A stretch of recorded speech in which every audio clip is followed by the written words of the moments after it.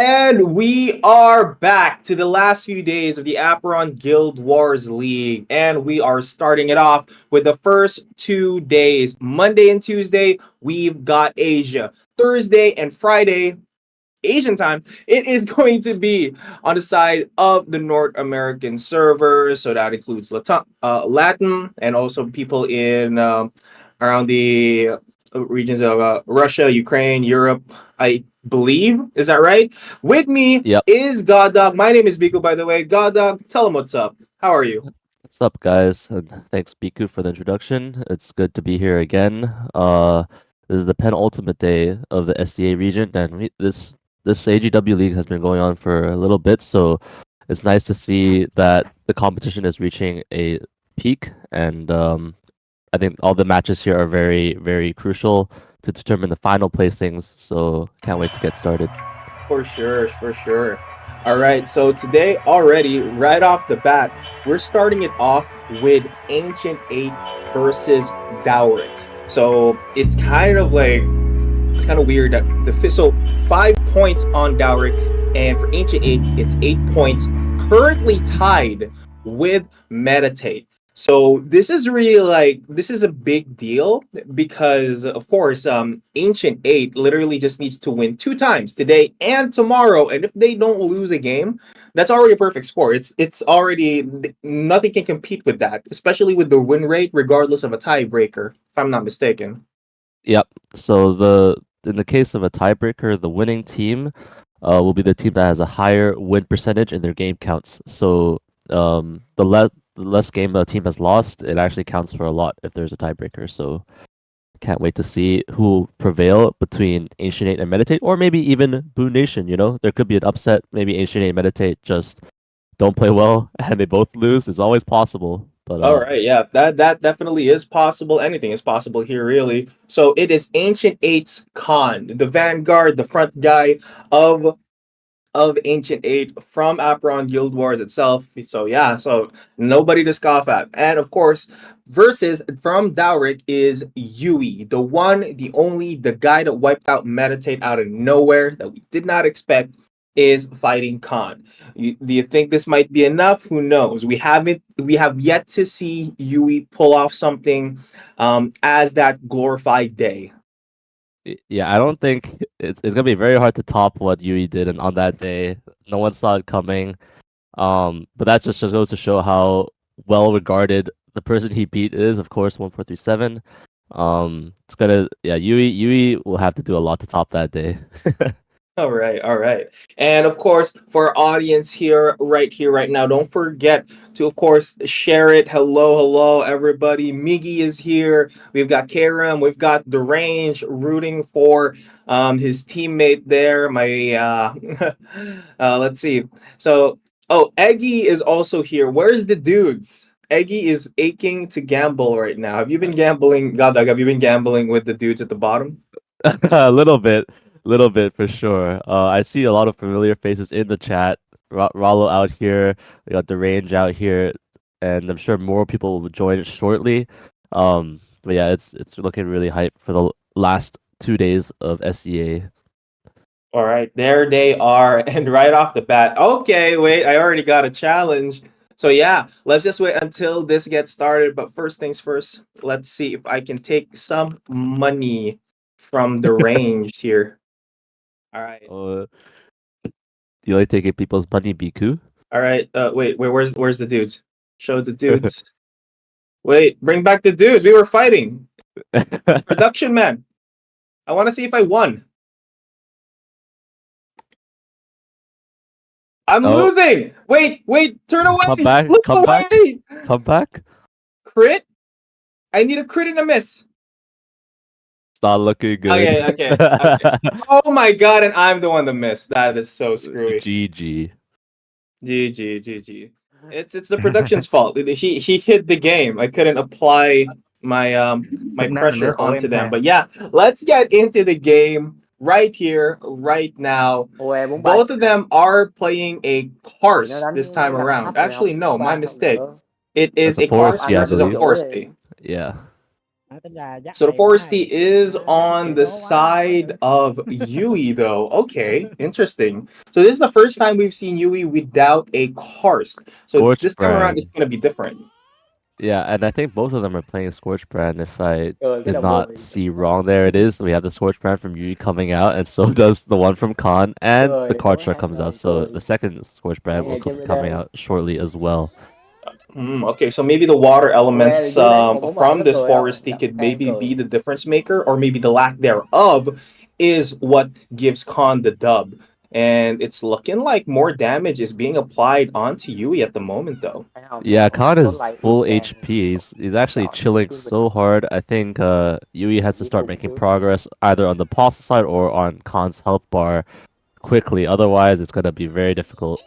Yeah, I think the difference really comes from, of course, the apostles this time around with those headshots that are just hella painful. So we Khang are chưa có tí looking máu at nào que nó the 1% máu POV of whose POV is this? This is This is Khan. Khan's POV, right? All right, Yep. half health.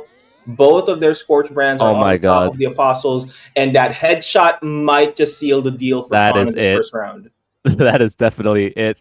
Khan just made it look way too easy. Like, what a clean headshot into Leaping Shield Bong to guarantee the headshot, and that was it. I mean, that was so fast and so easy for Khan. chăm phải không I think có Yui cái is máu gonna này struggle in the second match. How do you even have the mental to recuperate from such cười a con cá này dominating loss? You know, trời that's the ơi one má thing ơi about ao Apeiron is if chuyền you nặng lose luôn so anh nói rồi dominatingly nói in sao the đánh bằng first anh được round, it's very difficult to come up with a solid game nhưng plan for your second round. coi What do là you think he should đánh do, với BQ? Khang còn không And you're not kéo wrong. I mean, honestly, đấu in the cùng first Khang game, he nữa did go for thôi the chứ aggressive cười type. He was the one that was Whoa. invading anh nói rồi side. định anh What the định hell anh is một Yui's POV? Okay. All right, so cười here we ăn bữa go. đêm mà Both Scorch brands are now there and done. Also gets the card chart on for both of them. So yeah, that's what we're expecting. But this time around, Yui, like I said, is now stepping back a bit. He bit more than he could chew in the first gọi là round, đối and thủ maybe this time pha around, cũng thuộc if he could dạng top equalize the silver rồi apostle count, maybe he could make something happen. But this đồ mà time, cao though, he still needs to tơ dodge cũng apostle nghĩ cái bới shots. trống It already looks much better for Yui, a much better start. You know, Khang đồ cũng cao HP is tơ quậy relatively này even. đỉnh luôn Apostles thấy đánh look với Hải chưa cao relatively tơ even được as well. So actually, cao Yui tơ được already rồi is going to do much better this game. Let's see if he can land some meaningful damage onto Khan as Khan misses the boulder, but gets a headshot. And Zip Zap's going to come out. Oh my god, Biku. I think it's pretty close this game. I mean, but Khan's getting the advantage now, actually. Yeah, that's true. But okay, so both of them are using Earthsea 1s, and even though Yui did land that Earthsea 1 from earlier, literally chipped away nothing, nada, no damage whatsoever.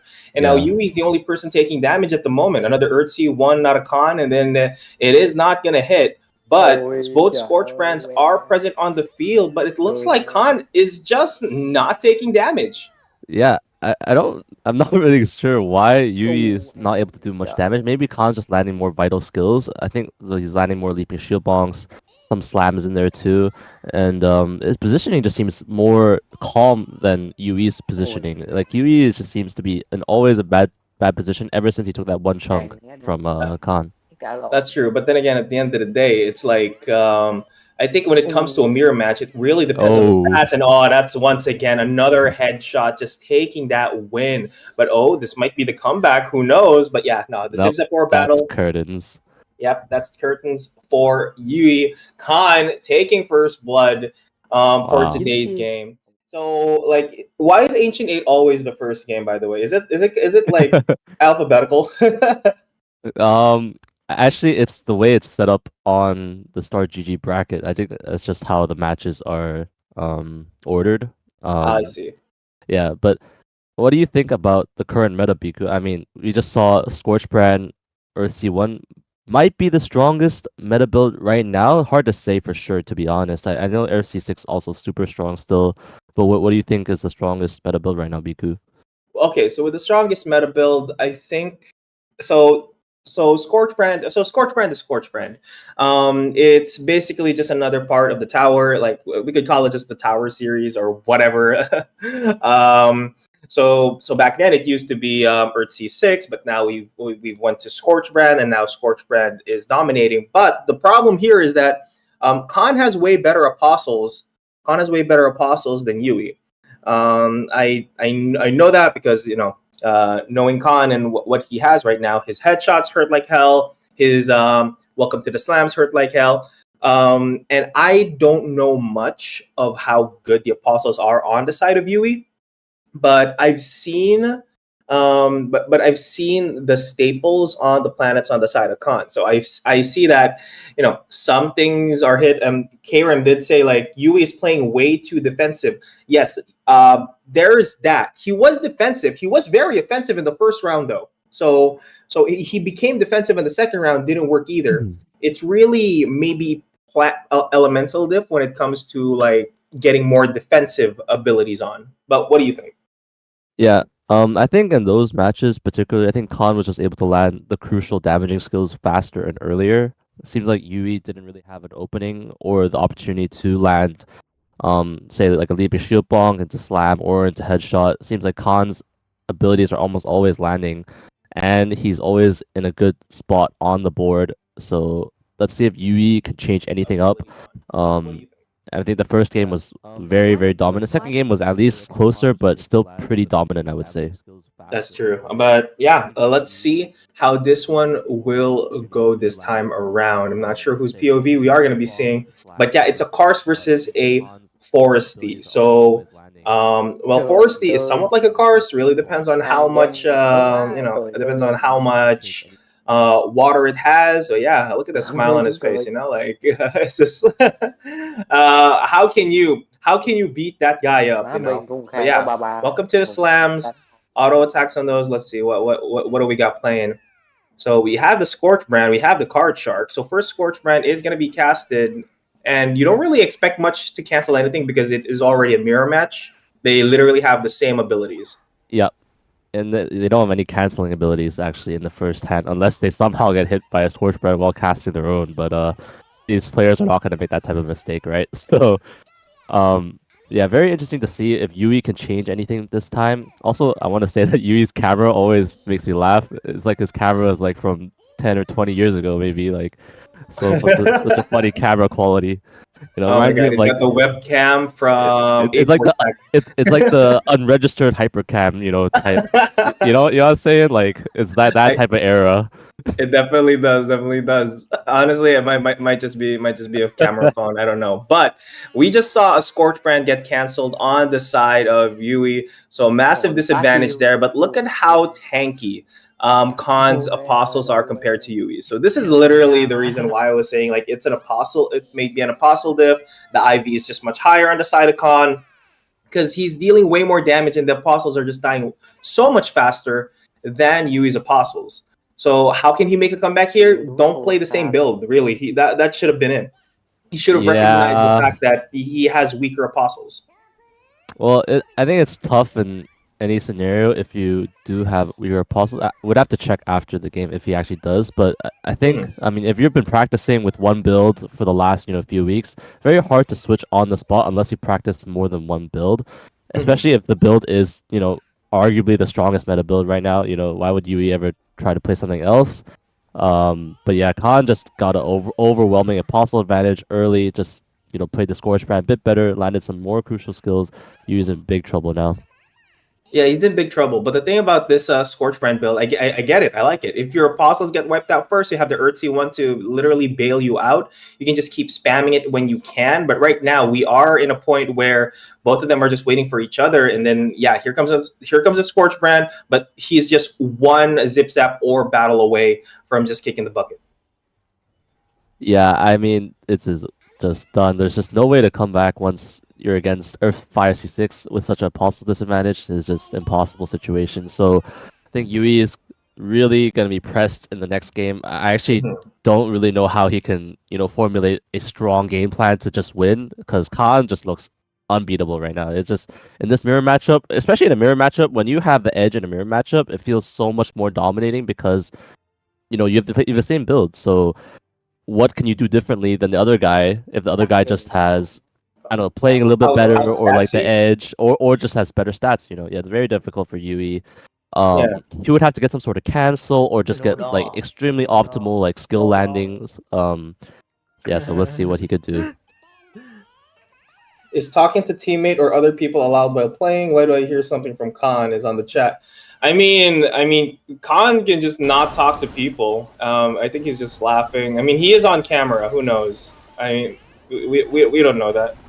But at the end of the day, like even if it has coaching, it's like I don't think it matters. Could matter quite a bit for some, but in Apeiron and in same time thing, what do you think, Gadak? If somebody was coaching on the side, how much would it really affect in a real-time strategy like this? It's not League of Legends. They're not really telling which part of the map they're in. Everything is already on the screen. Well, I mean, I think it definitely will have an impact, and I think it would scale depending on how good the player themselves are. Like, say if it's a top player, I think it would matter less, versus if this player is not as skilled. But I think it still matters. We actually don't allow them to talk to their teammates or anything during these games, but when these players are, playing like this, there's only so much we can track. Of course, Khan is a top player. He's been playing a lot of these tournaments. He knows the rules. I'm sure he's following them. Yeah, maybe he's just weird. Maybe he just talks to himself, Like me, when I get a kill, I'm like, yeah, go me, But yeah, it's really difficult to actually equalize this, especially when you already have a massive apostle disadvantage. It just hurts to watch. But so here's how I see he can make a comeback. So the only difference maker here definitely is the apostles, right? So if you don't have any more apostles, it means there's going to be more Urtzy 1s cards in your hand. Maybe you could burst them down. Maybe you can bring back the pre-nerf Urtzy 1 where you just unlock them. He could do that. He could opt to do that. But Khan is just very experienced on dodging it. See, that's one Urtzy 1 he already dodged. The apostles are busy with the Scorch brand minions, and they're just taking their time. And at the end of the day, Yui's just going to die. Yeah, I mean, I think Khan, throughout this whole series, just was able to land many more skills and also dodge many more skills than Yui landed or hit or dodged. Yeah, so, look at him. He's just picking the emotes now.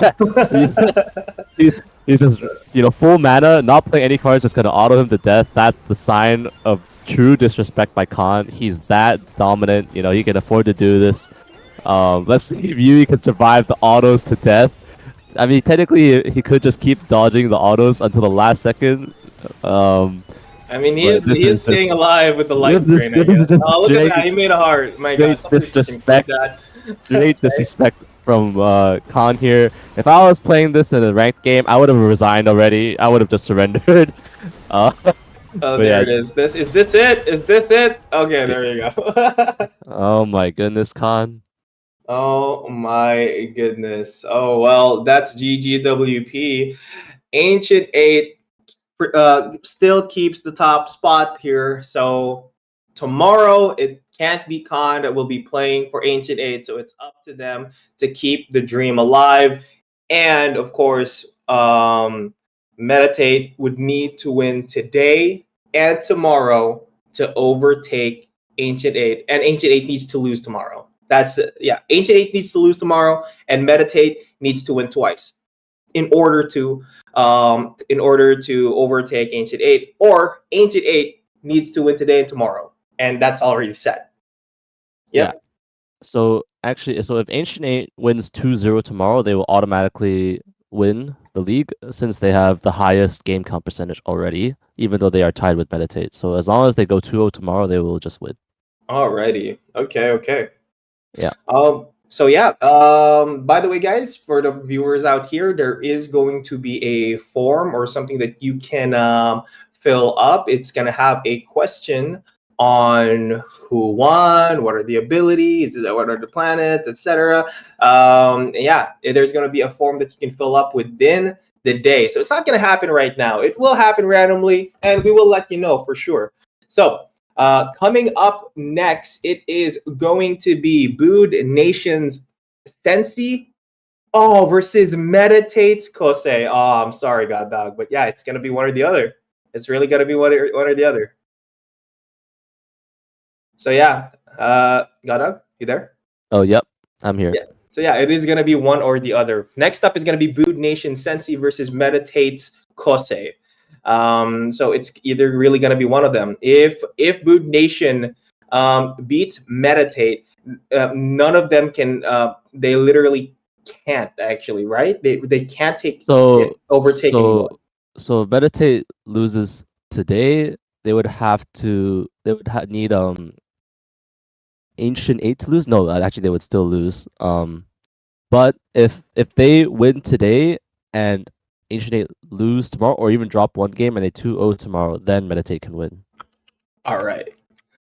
All right, there you have it, guys. So we are gonna go on a quick break. So coming up next is gonna be Sensi versus Kosei, Boot Nation versus Meditate. It's gonna be somewhat of a friendly fire, but yeah, don't go away.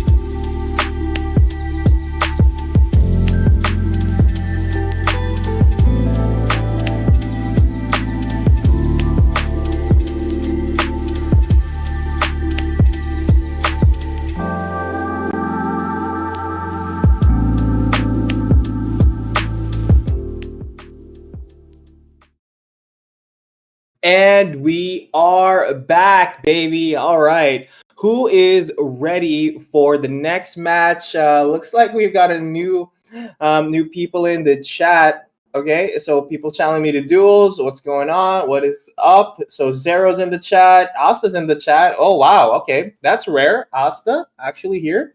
We also have Saro in the chat. York, Calixi. Hello, hello, hello. Don't forget to share this, by the way. If you're not watching this on Discord, this is the best place to actually watch it. Yeah, come say hi. Also, God Dog. So I know you've played literally everyone. You're literally out of everybody in Funi. I think we can't even say Big Sword is the guy that's most addicted to this game when it comes to PvP. So you play with all of them. What do you think about the current matchup? Yeah, I mean, I think this matchup is gonna be really interesting because, I mean, first of all, I played both of these guys a lot, Kosei and Sensi. Sensi, the thing with him when you play him is you just can't get comboed very early, otherwise you just get chunked, because he plays Star Small, right? So you get chunked super early, it's pretty much unwinnable. You just have to find a way to kill the mages, and then it actually becomes winnable. As for Kosei, I believe he's still playing Earth 6, if I'm not mistaken. It is definitely Earth 1 in his build. I don't remember whether he's playing Earth 6 or something else, but Kosei definitely a beast in his own right. I think I've played Sensi more on ladder. It's definitely, how do I say, like more. You just have to avoid the starfalls more. So when the pressure of the starfall is there, I guess in that sense, Sensi has like a very dangerous factor to him.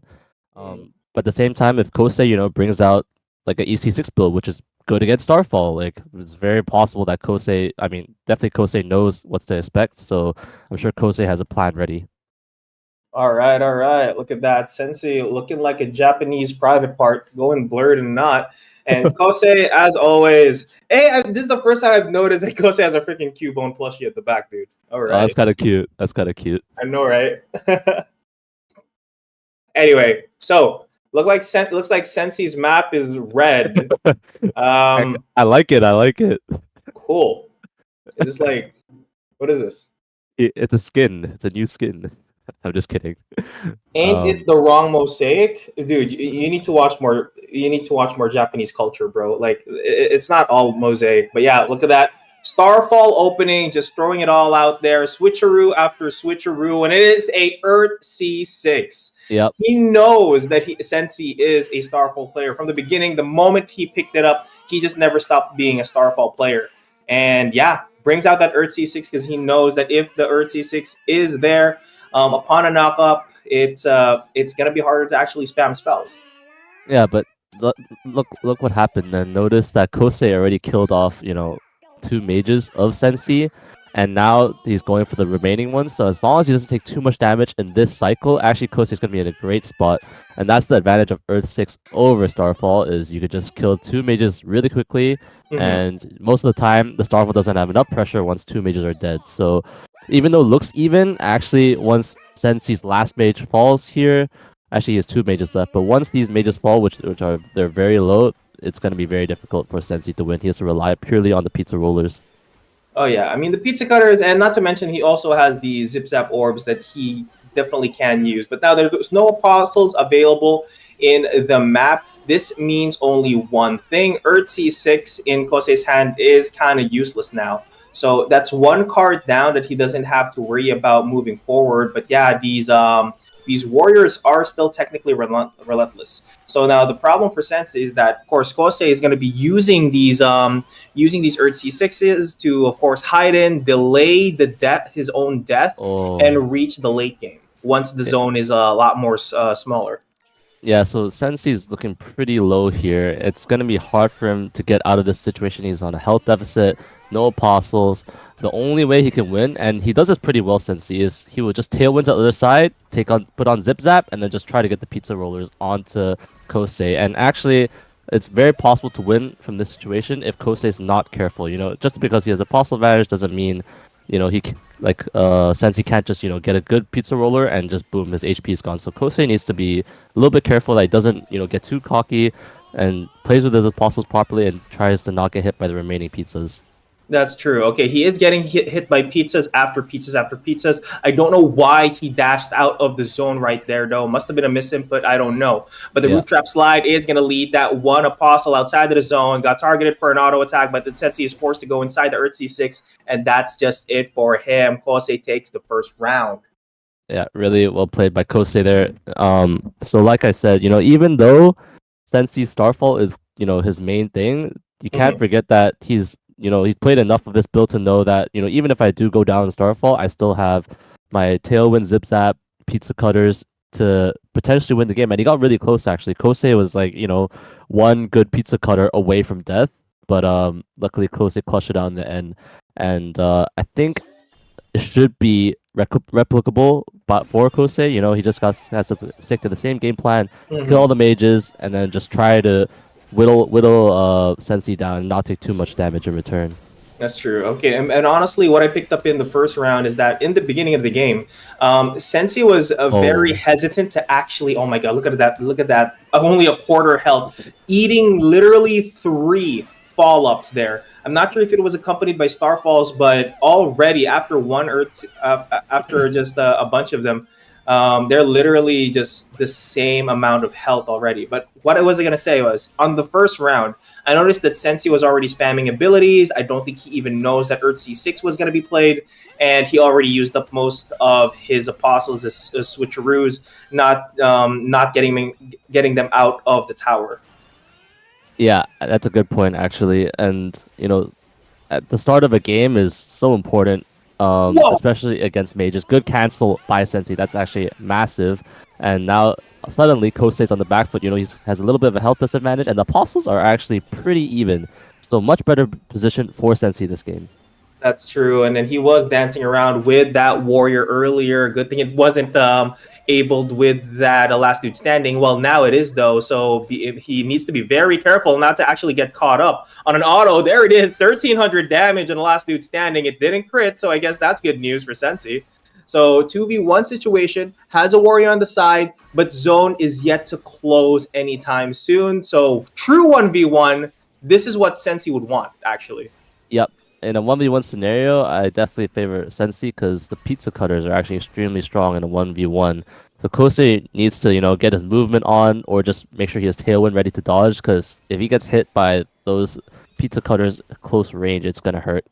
Yeah, sure, but looking at this on Sensi's side right now, he's literally just sniping him with his pizza cutters, and it's actually dealing significant amount of damage. And Sensi is already back at full health. Kosei is at half health right now, literally in the back foot, but anything can happen right now. Okay, so he's done talking, he's done thinking, he's going in with the zip zap orbs, but another Earth C6 is gonna get Oh, canceled. Kosei is gonna get canceled, and oh my goodness, we were that's not big. expecting that. And now it is on like Donkey Kong. He is just locked on Oh, right now. Just a few more Zip Zap Orbeez could do the trick for Sensi. There's no way Ose could win this unless he could literally dodge these Zip Zap Orbs. oh, but he does get the Earth Oh, Six but he down. does.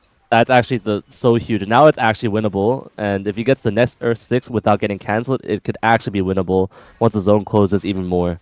But he has to survive. That's true. He needs to actually play dodgeball with these Oh, pizza cutters always there. And oh my goodness, I think that pizza cutter from earlier did get canceled. What a perfectly placed Earth C6. Since he's definitely going to be forced to actually go in there, he does get a Zip Zap orb down, but now he has to be hoping and watching that he does get the oh cancellation, my and he does. God. And there it is, a Zip Zap orb to just win it all, and a pizza cutter to boot. Oh, are we going to round 3, or is Kosei gonna pull out the comeback of his life? No zip zap from Kosei. Zip zap on Sensi. Armor's keeping him alive, but how long though? He Oh accepts my his fate, goodness. pauses, says cheese. It's done. We're going to round 3. That was a massive ending by Sensi. He managed to cancel, I think, 2 Earth C6s near the end there. That proved to be all the difference. And in this 1v1, actually, it's really interesting because I think the pizza cutters win until the zone closes, but once the zone closes, then Earth C6, if Kosei can get Earth C6 down, then he's actually favored in the 1v1. But let's see if Sensi can replicate that magic. That was a crazy ending. Definitely very crazy for sure. And even on the early game, we're Boy. looking for a repeat of those multiple follow-ups. He ate two and finds the third on the cast of the Earth C6. And now Kose is looking a little ripe in this early game, already at half health and has not killed a single unit since he is at full health, and it's not looking good for him right now. Yeah, when you're locked in as a Starfall player, because I'm a Starfall player myself. When you're locked in and you're hitting all your follow-ups, it feels so nice, and you just always have a huge health advantage at the beginning of the game. So Sensi must be feeling super nice right now. Oh my goodness. He's feeling super nice. I mean, why wouldn't he? He's in a very good position. Right now, Kose is almost 2 apostles down, while Stensi also at 2, and already at this point of the match. So yeah, that's literally the algorithm of how Kose's team goes.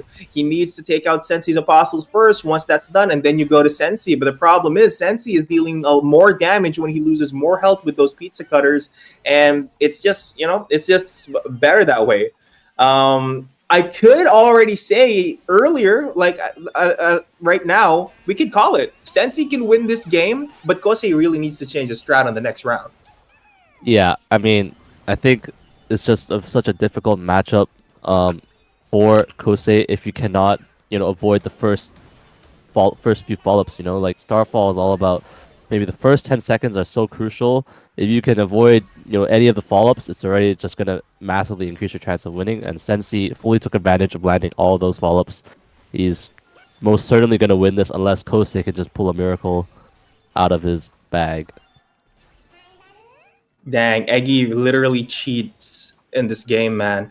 He pulls up an early crit on me. No, GG's to you, but like, okay, but let's get back into the game. Kose, once again, almost in the same position, but this time around, he does have more apostles than Sensi, but the Wait, Zip Zap battle is detrimental. Wait, you're right. Last dude standing oh my autos, god. still dangerous as heck, Root trap. and gets him in the root trap slide, but there's really no follow-up to that. Just another Zip Zap or battle, but more No autos way. is coming out of No Sensi. way. Did I just make the call? Holy crap, Kose wins it! Oh my No goodness. I'm way. done. I quit. I Wait. can't make any more calls. Oh Damn. my god. I'm quitting. I'm quitting as the caster. I can't. That's shameful. That's shameful. I can't believe Kosei won that. That was a crazy match to win. Oh Very my crazy goodness. match to win. Like, how the hell do you go Wow. below half health for most of the game and lose in the end? That is insane. Kosei looks completely drained from winning too. He looks like it took all of him to win that. That was such a difficult game. Oh my god. I think at the end there, the last dude standing crit, and then that was the crucial chunk that actually got Sensi low enough to actually lose. And then he still had the root, and then Kosei saved his root trap to also stun him near the end. That was so close. I can't believe he won that. What a game. Good job, Kosei. Yep, good job indeed. Oh well, so what are we expecting in the next round? I don't know, honestly. It's kind of weird right now because the problem with Sensi that he has a hard time closing games, and even though he does get him at such a low range, that's right, the range freaking kill Eggy. So even though he does get him at such a low HP range, he still manages to come back as long as he does have apostles. It's a Biku curse. Oh god dang! All right. I was just saying it as it is, and hindsight's a bitch. I buy a token, it looks like it's going up, and then it goes down the moment I buy it. Kind of feels like crypto. Really feels like crypto. And I think we're getting into the next match here. I just want to It's gonna be stress. Kose versus Sensi's hat. All right, let's freaking do this. Yeah, I actually want to stress how clutch that victory was. Actually, by winning that game, I think Kosei keeps Meditate in the running for first place. If they lost that game, and because game count matters for tiebreak, if they lost that game, it's very possible that Ancient 8 would have run away with it tomorrow. But now because he won that game, it's Justin, I'm sorry. Yeah, because Kosei won that game, he actually keeps them firmly in the running for first. So it's really, really well played by Kosei. He was 20% HP for like 2 minutes, as Zero said. That was a crazy game. It definitely was a crazy game. All right, so on Sensi's POV already, like in just a few seconds, already gets all of it out. Got one mage out of the zone, but then one is going to be walking out soon enough. Now, Sensi changing his strat a bit, but mostly focusing on the apostles this time around. He knew for a fact that it did screw him up when there were apostles, but if he can get it to a true 1v1 in the end, he definitely wins it in a true 1v1. But of course, he shouldn't be taking that much damage in the early game, though. He did do this before in a previous matchup, but oh my goodness, I thought the transitions. I didn't know what was going on, but yeah, we are on Sensi's POV right now. Not much damage has been taken by both sides, but Sensi has taken more for sure. And 3 for 3 currently on the Apostle account. Kosei hasn't taken that much damage. Here comes a Pizza Cutter, more focused onto Kosei than the Apostles, rather. So it's a bit confusing what Sensi's planning. I guess he's trying to get both at the same time, kill 2 birds with 1 stone. You know? Yeah, definitely in this game, he definitely put a priority on killing Kosei's apostles, and I think that's actually the right decision, because in a 1v1, he will win with the pizza cutters until the zone closes. So Kosei actually, his apostles are all dead, so now he has to survive. Well, he's still the 1 warrior, but it's going to die surely in any second. There we go. So now it's a pure 1v1, and Kosei has to survive until the zone closes, because the pizza cutters are going to win until the zone closes.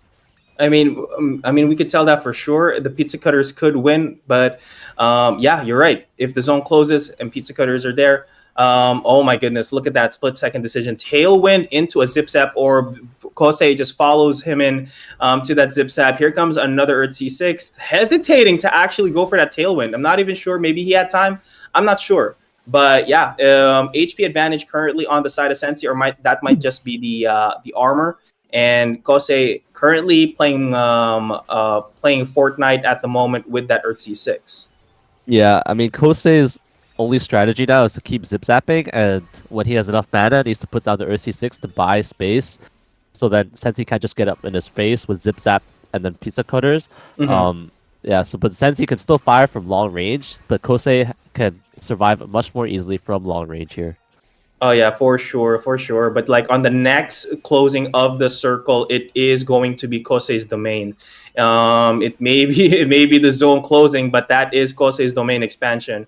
There's gonna be more bumps and everything. That could have bbeen actually a good time to use Earth C6, but gets the cancel onto that -5 or 4 on the mana, and now it's just a matter of time before the zip zaps could just kill Kosei. I'm not sure if he's given up already, but it looks like he's still there.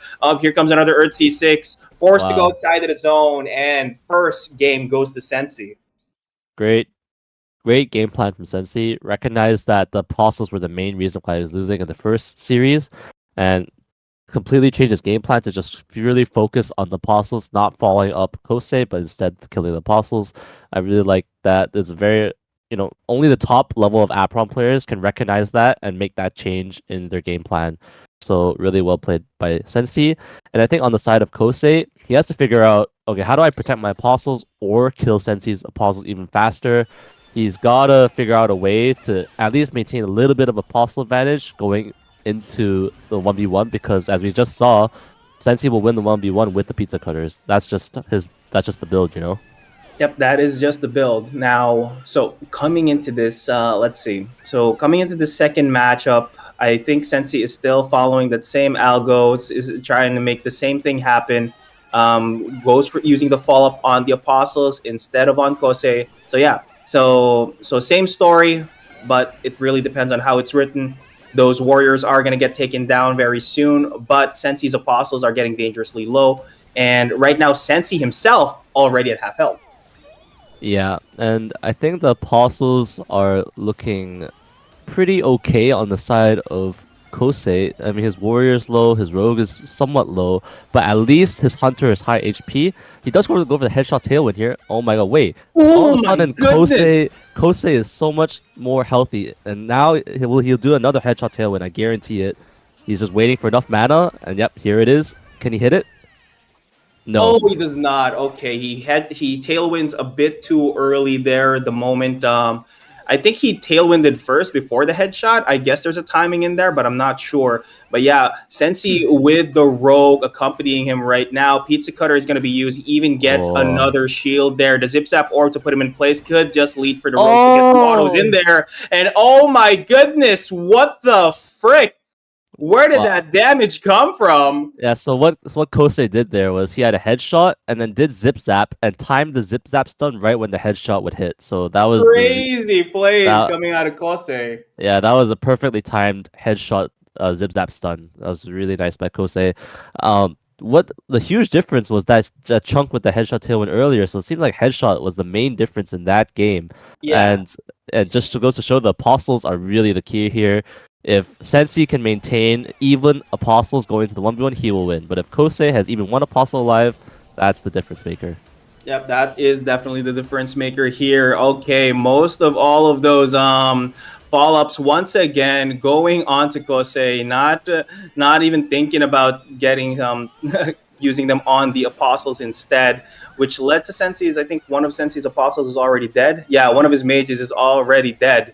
Now there, kaboom. That's one mage down. So here's the problem. I don't know what Sensei's problem is right now though. By problem I mean like what is he thinking? Because earlier it was working. Focus on the apostles and then go to Kosei. But now this time around he's not following that script. He's just going straight for Kosei. Already at half health, he eats a headshot once again. Both of them are at half health. All of that effort and only took a headshot to literally equalize it.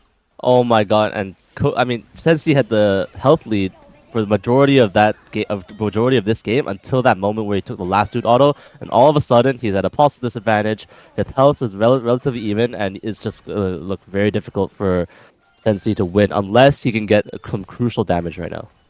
Honestly, but crucial damage, I think this we could literally call this crucial damage. So Kose currently playing a bullet hell game, trying to dodge all of these Oh pizza my! cutters, and Sensi just fighting off the horde, using that zip zap to go in. Oh Literally my! anything could happen, but one welcome to the slam along with a last dude standing auto could just be it for Sensi. Getting locked on by that zip zap orb, Oh, already taking him dangerously low. Still has the zip zap orb in, trying to make sure that this pizza cutter could cut through the heart of Kose's Italian heart there. Man, it's such an intense freaking game. yeah. So in this scenario, it's all about who can hit the more clutch tailwinds or zip zaps, and then of course on Sensi's side the pizza cutters. And Kosei is trying to CC Sensi so that his apostles can hit, because you see Sensi is just constantly kiting away and just spamming the pizza cutters, and this is the way to win for him. And Kosei needs to land some sort of CC so that the apostles can hit him, because right now it's looking tough. But he does get an Earth 6 down, which is good for spacing. Oh my goodness. Sensi is just crazy with it right now. Oh Oh, my but he does god. get hit by the welcome to the slam combo with Kosei's Zip Zap Orb. This could just be it. The Oi, armor is oi, saving him, oi. but no, it's not going to be enough. And Kosei wins this 2-0, both reaching round 3. What an intense second match. But Kosei is able to bring it back to pace. And now Meditate once again tied with Ancient 8 for first, and Boot Nation is still third and yet to be, yet to be challenged, I guess. Wow. GGWP, what a fight indeed. It was literally anyone's game at any given moment, but yeah, Kosei just really knew what to do when he was at a disadvantage or an advantage there. That was such a crazy series. I mean, it was extremely high level, and it just came down to the minute, differences. Who hit more crucial skills, who prioritized, their game plan better. And like you said, Biku, I don't know why Sensi decided to move away from killing the apostles. I actually think he should have stuck to his original game plan in the second series, first game, where he purely focused the apostles, got to the 1v1, and because in a 1v1 you're not going to lose with Pizza Cutter Zip Zap against Ursi6 until the very end where the zone closes. So GG's to both players anyways. I think they both played really well. Definitely could have gone either way if not for like a few clutch moments from Kosei. So Kosei did really well this game. Yep, GGWP Kosei, GGWP Sensi. Alrighty then, baby. So coming up next is going to be Jimeta Gaming's Nya and Shisito Farmtastic Guild's Alig 777. Let's go back to the board right away, just quickly before we go move forward, just to see how it is going for the top spot. We literally saw the top 3 play. Let's see. So looking at this, so Ancient 8, Meditate, both at 8 points. Boot Nation still at seven. Still at seven. So now that means Jameta could just get around this and maybe swipe a spot at third place there. Yeah, a lot can happen there. What do you think, God Dog? I think, I mean, the match we just had was so clutch by Kosei to win, because that means Mhm. Meditate can still claim the top spot. It'll all depend on tomorrow, whether Mhm. Ancient 8 can 2-0, or if Ancient 8 drops one game, then suddenly, Meditate, if they go 2-0, then they'll just be first. So, I think Kosei put an extremely clutch performance against one of the game's best players. Always scary to play Sensi, with us against Starfall, you could just lose like super quickly, and it's so hard to win if you're not prepared. So well played to Kosei and Sensi, of course. Well played, well played. Alrighty. So once again, coming up next, Jameta Gaming's Nya versus Shishito Farmtastic Guild's Alig Yeah. 777. And we will be back after this break. And also, by the way, before I do go, the raffle is already in the chat. Don't forget to, of course, answer the Dino forum. Also, answer it in the chat, and of course, join our Discord server. Come to the Discord server. It's awesome. It's great. We literally have no bot. The only bot there is Asta.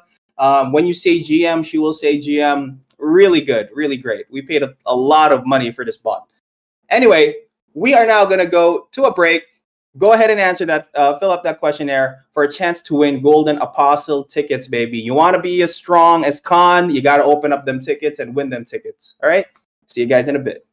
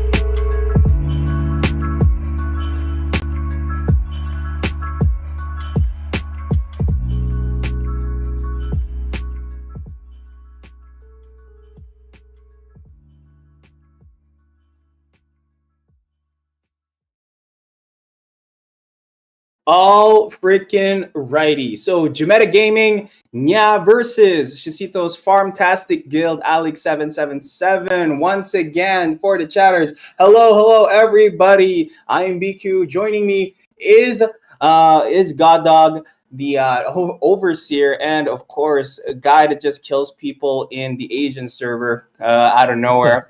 How you doing, man? Doing good, Biku. Good to talk to you as well. Actually, I remember playing you on the SCA server, like maybe like 2 months ago, or maybe 3 months ago, when the leaderboard was super competitive. I remember Yeah, playing and you against you a still few played times. old reliable. Yep, yep, for sure. I hated playing you because like every time I play you, I'm like, dang, I hate playing this guy because you don't even use your real name. And then when I realized, oh my god, that was you, fuck you. Yeah, I can't win against this guy.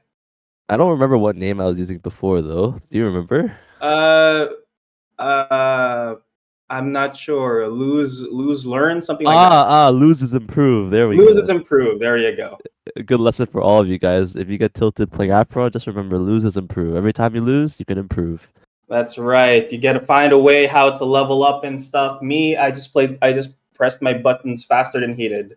But yeah, GG's for that time. So with Boot Nation losing the previous round, Jameta has an opportunity to actually overtake and tie it up with Boot Nation, or they could just get cucked by Shisito Farmtastic Guild for that third place spot. So, best case scenario right now is Jameta wins today, Jameta wins tomorrow, and Boot Nation loses once tomorrow. So, that I don't think it's possible, but there are chances in here. I mean, it is Jameta we're talking about. Jameta Gaming. Who's in Jameta? Nya is in Jameta. Hanfi is in Jameta. Hanfi, yeah. Yeah. So those two people alone. So a lot of powerhouses, giving the top three spot a lot of action, baby. All right, let's get into the game Yeah. as soon as we can, though. But what do you think about our two players? I've seen, yeah, I've seen him, especially on a lot of the esports for everyone competitions. Very great player. Alig, seen him sometime, but usually I'm a bit iffy on him. Yeah, I mean, I think I haven't played Allig in game before, but I've played Nya, and what I could say is that Nya is extremely strong mechanically, and I believe he plays a Karst, and Karst are always difficult to fight. So, but I think based on what I've seen from Allig from the previous AGWs, he's no slouch either. And these guys are fighting for their guild spots, which I want to remind the audience that every place matters in terms of the rewards each guild gets. So there's no there's no games that are not important. Every game matters. So it's gonna be hype. It is gonna be hype indeed. All right, all right. So can we look back at the scoreboard? Let's see. Yeah. Let's see what are what are the chances are. And honestly, it is a bit odd. Let's scroll down to the very bottom. We talked a lot about top three and the middle. I can't really see the bottom side because of the dudes, but Atlas Gaming still currently at 0 points though. Yeah. That's what I've heard. But Shisito Farmtastic Guild does have two.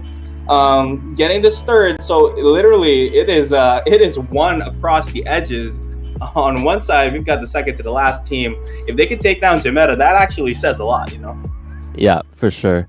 And I think what's interesting is that if you look at the SCA leaderboard versus the NA leaderboard for the Guild Wars League, Atlas is at the top of the NA one, and SFG is also near the top of the NA ones. But Right, right. SCA one, It is so night and day. It is yeah, crazy how that works, you it's know. the complete opposite here. But that just goes to show that talent is spread across the different regions super well. Mm-hmm. Just because a guild's not good in one region doesn't mean they are bad in another. These guilds are all super strong and deserve the respect in every way. So much respect to all the players that have been fighting for so long, also training for so long just to play in these games. We respect you guys a lot, and hype for the next match for sure. Yep, that's true. That's true. All right, let's see. Get into this game. What is the holdup? Let's go. All right, but yeah, let's look at the let's look at the chat for now. Did you guys answer the questionnaire, by the way, on the Dino forum? Don't forget to do that. It's always rewarding to get some Golden Apostle tickets in. That's where I got my perfect Hunter Apostle. It was IV 100 with the double volley, root trap slide, and the headshot. Maybe you guys could get a better one. Who knows? But yeah, hopefully something could top it. All right, let's get into this game. All right, There we're they in. are. Oh, look at how clean Aleg's hairline and beard looks. That's pretty.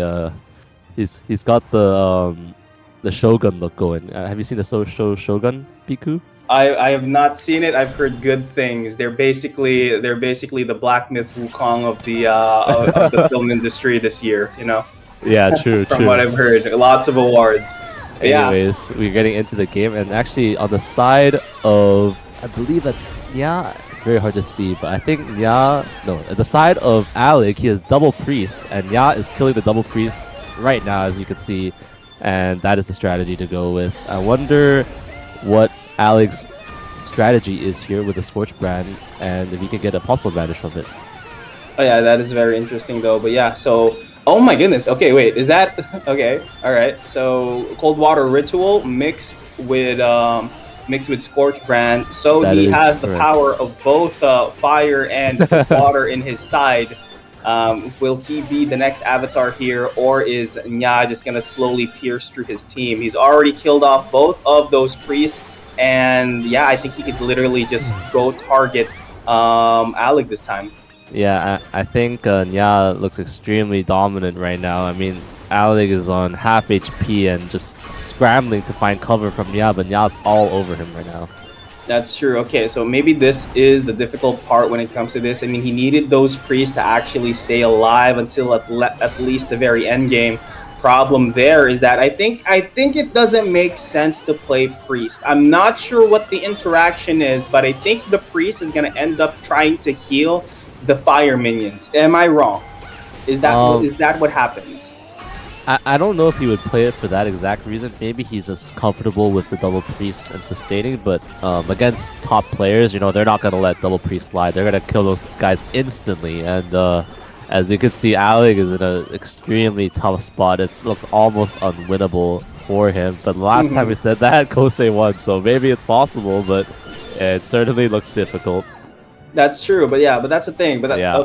but I know I'm not sure if maybe he is comfortable with the double priest. Oh my But what I goodness. was asking is like, is that how the interaction works? Like, is it really worth it for those heals to be there to take you to the late game? Because I know Alig is definitely hoping to get a late game in there, but the problem is that his priest died way too fast. He's not going into that late game with that current setup so that he could get that wide range on the cold water ritual, especially mixing that with the Scorch brand. Yeah, I definitely agree with you, Miku, that I think Double Priest is not suited for this composition. It doesn't look like it's getting much done, at least just from that game. Let's see if game 2 is any different. But I would expect the same thing when Yao will just hard focus the Priest, and hopefully they can provide some value to Ali. That's true. And also the problem with these priests is that it has cheerleading as an opener. I mean, you'd want to play like Circle Healing or maybe Almost Invincible, but he does have the Almost Invincible in his hand to maybe prevent the death to be a lot quicker than usual. And already Nya is right on top of his priest already. Maybe this is the best part about it. Oh, he even has the sneaky smoke screen, literally keeping them alive for a lot longer. I wonder what went wrong. He has all these tools to keep those priests alive, but he didn't seem to do it properly in the previous one, and already double cold water ritual in the map. Yeah, I think it's just difficult to survive, to have your priest survive when the enemy knows how to play against it. I mean, if they're spending all their, auto attacks and like headshots to kill the priest as Nya did, it's just impossible to keep them alive. And he also has double warriors along with the hunter headshot. Oh yeah, that's gonna hurt. There's no way to keep. The Scorch brand just got canceled. Oh my god. Yeah, and there's no way to keep your priest alive against a player that knows what they're doing with this type of composition. It's just too difficult, and Nya is just dominating. He could literally just stop casting spells and just auto him to death, and he would still win. This is curtains. Oh, there we go. The last auto. Yeah, this is very tough matchup for Ali G. I really hope he switches the double priest, or, you know, if he's gonna play double priest, just don't play. I think Scorchbrand with double priest doesn't seem that good, so he needs to figure out some sort of game plan to change here. Yep, for sure, for sure. Okay, so that's already 1-0. Jametta, interesting. Yeah. Interesting. Okay, so with that game, how can Ali get a win off of that? Honestly, it looked a bit better, but I think the problem is that like the whole setup falls apart when there isn't enough almost invincibles in the map. Maybe he could try to get it in there. Honestly, the cold water ritual was working. Everything else wasn't. Cold water plus the scorch brand wasn't working. Maybe take out the scorch brand, and then just keep the cold water and just do double priest strat. There's also that. I've Yeah. seen Logic make it work, but without the priest though.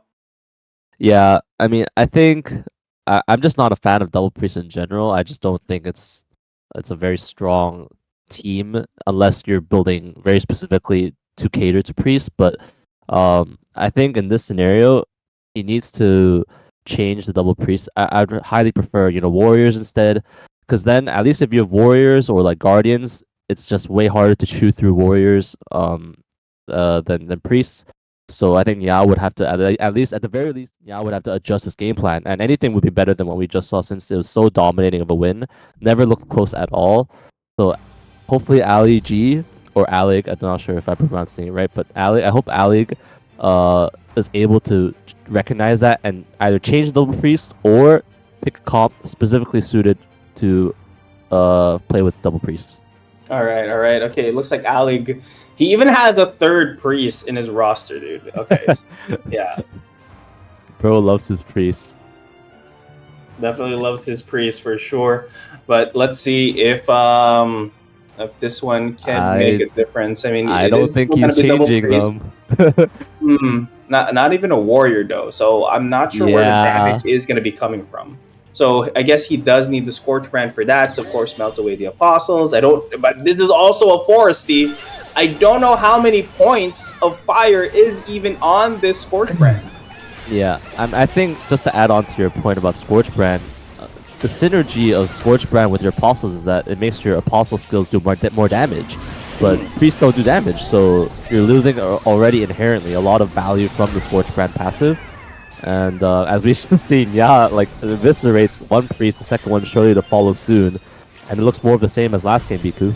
Yeah, honestly, that's crazy. Okay, actually, good catch on that. I did not really know that much about Scorch Brand because honestly, back when the Scorch Brand was just the trend, it was overpowered. It didn't become not really overpowered. It's balanced. It's balanced, quote unquote, balanced now. So back then it was just Scorch Brand and then Card Shark into another Scorch Brand into Card Shark into another Scorch Brand. It was fun times. But yeah, and someone's not having fun in this game for sure. Lost his priest literally the first 20 seconds of the game. He just locked and loaded with that one rogue, and he's one auto away, and that's another point for Nya. Oh boy, this is a bit of cyberbullying that Nya is committing right now. I mean, it's illegal in the Philippines to cyberbully. Yeah, this just looks like an impossible situation. I mean, what can you even do? Like, it literally looks like he's just getting stat checked, but in reality, it's just his comp is just not, there's no synergy between the priest and Scorch Brand, and I don't know why he felt like he needed to keep the priest. I don't even know what he adjusted from Series 1 to Series 2, but it's just more of the same. I don't think it's an adjustment. Honestly, I guess this is one of those definition of insanity game. Maybe if we keep trying, maybe it'll work out. But you gotta make it work out 4 times to actually win this entire matchup. Yeah. But this time around, it looks like he does have somewhat of a HP advantage, throwing out those pizza cutters, allowing him to get that Scorch Brand out. But his Apostle's HP is just not budging. Yeah. Also now I just realized it's playing Starfall as well, like a mini Starfall with 2 mages, and it actually is killing the Apostles even faster. So. Alig is in a spot. Like it's certainly unwinnable. Like I don't see a world where Nia would drop this. It just looks too difficult to lose. You know. Yeah, honestly, Ali, if he can, he needs to put on his Kosei costume on. If he really wants to make this work, these cold water rituals is Oh just a my ritual to goodness. summon his death. Is not looking good. Yeah, And that tailwind dash to cancel that. That's just GG's. Yeah. GGWP. That's another game for Jameta. Needs to win tomorrow again, and already threatening to get third place from Boot Nation. Yep. GG's to Nya and Alig. Unfortunately, I think Alig. I mean, it's very possible that Alig doesn't have the necessary NFTs to make like adaptation or a switch. But I doubt it. It's Shishiro's fantastic guild. It's fantastic. They were third place literally in NA. So I doubt that I doubt that. Yeah. You know, I mean, I doubt that. if we assume correctly, then Biku, then I would have to say that Alig definitely needs to reevaluate this composition. I don't think it's particularly good, especially at this level of competition where everyone's optimized their composition. You can't play double priest with Scorchbrand. Scorchbrand, one of Scorchbrand's passives, if you level it up, is it gives I think 25% bonus damage to your apostles, and that's a huge percentage, and you're just wasting that if you've leveled it up. So double priest, especially without like you said, almost invincible, impossible to win with in this scenario. Yep, that's GGWP. All right. Well, for Alig, paging Mr. Shishito, sir, your Asian team is in need of assistance, maybe in the next league. But yeah, GGWP, Jameta Gaming, yeah, showing what is up tomorrow. I'm assuming it's gonna be Hanfi. I mean, I honestly I forgot who the third person is. It's Hanfi, Nya, and who's their third? Let me find out real quick. All right. By the way, if you guys have missed it, the question for the Golden Apostle ticket raffle was already given earlier last game. So if you want to know what it is, maybe you could ask somebody in our Discord server. All righty. Oh, so Godog, you got that name? Yep, it's Alvin. Alvin's the last player. Alvin. Okay, yeah. Alvin. I remember Alvin also from the leaderboard when I still played a lot. Right now, it's just been PvE for me because free NFTs is free NFTs. Anyway, coming up next is going to be Avocado Gaming's. Avocado DAO's Nissin versus Atlas Gaming's JPG. And okay, we're talking about Nissin here. Nissin, he's just a total unit. He's so good at dodging abilities. And JPG, well, he ain't a PNG, he ain't a GIF, but let's see if he can get a point for Atlas Gaming. Yeah, right. I would love to see Atlas get one on the board. It would definitely feel a little bit bad if they're at 0 points until the very end. So would like to see Atlas take one game. But we have to remember that, I mean, for those of you that know, that are OGs that have seen, Apeiron esports for a while, those of you that know that Meeson is no slouch, Meeson went on a tear for Avocado in the AGW Invitationals, pretty much solo carrying that team. So Meeson is not someone to underestimate. But for sure. Yeah. Alrighty, so again, guys, it is going to be Avocado DAO's Meeson versus Atlas Gaming's JPG. Don't go away.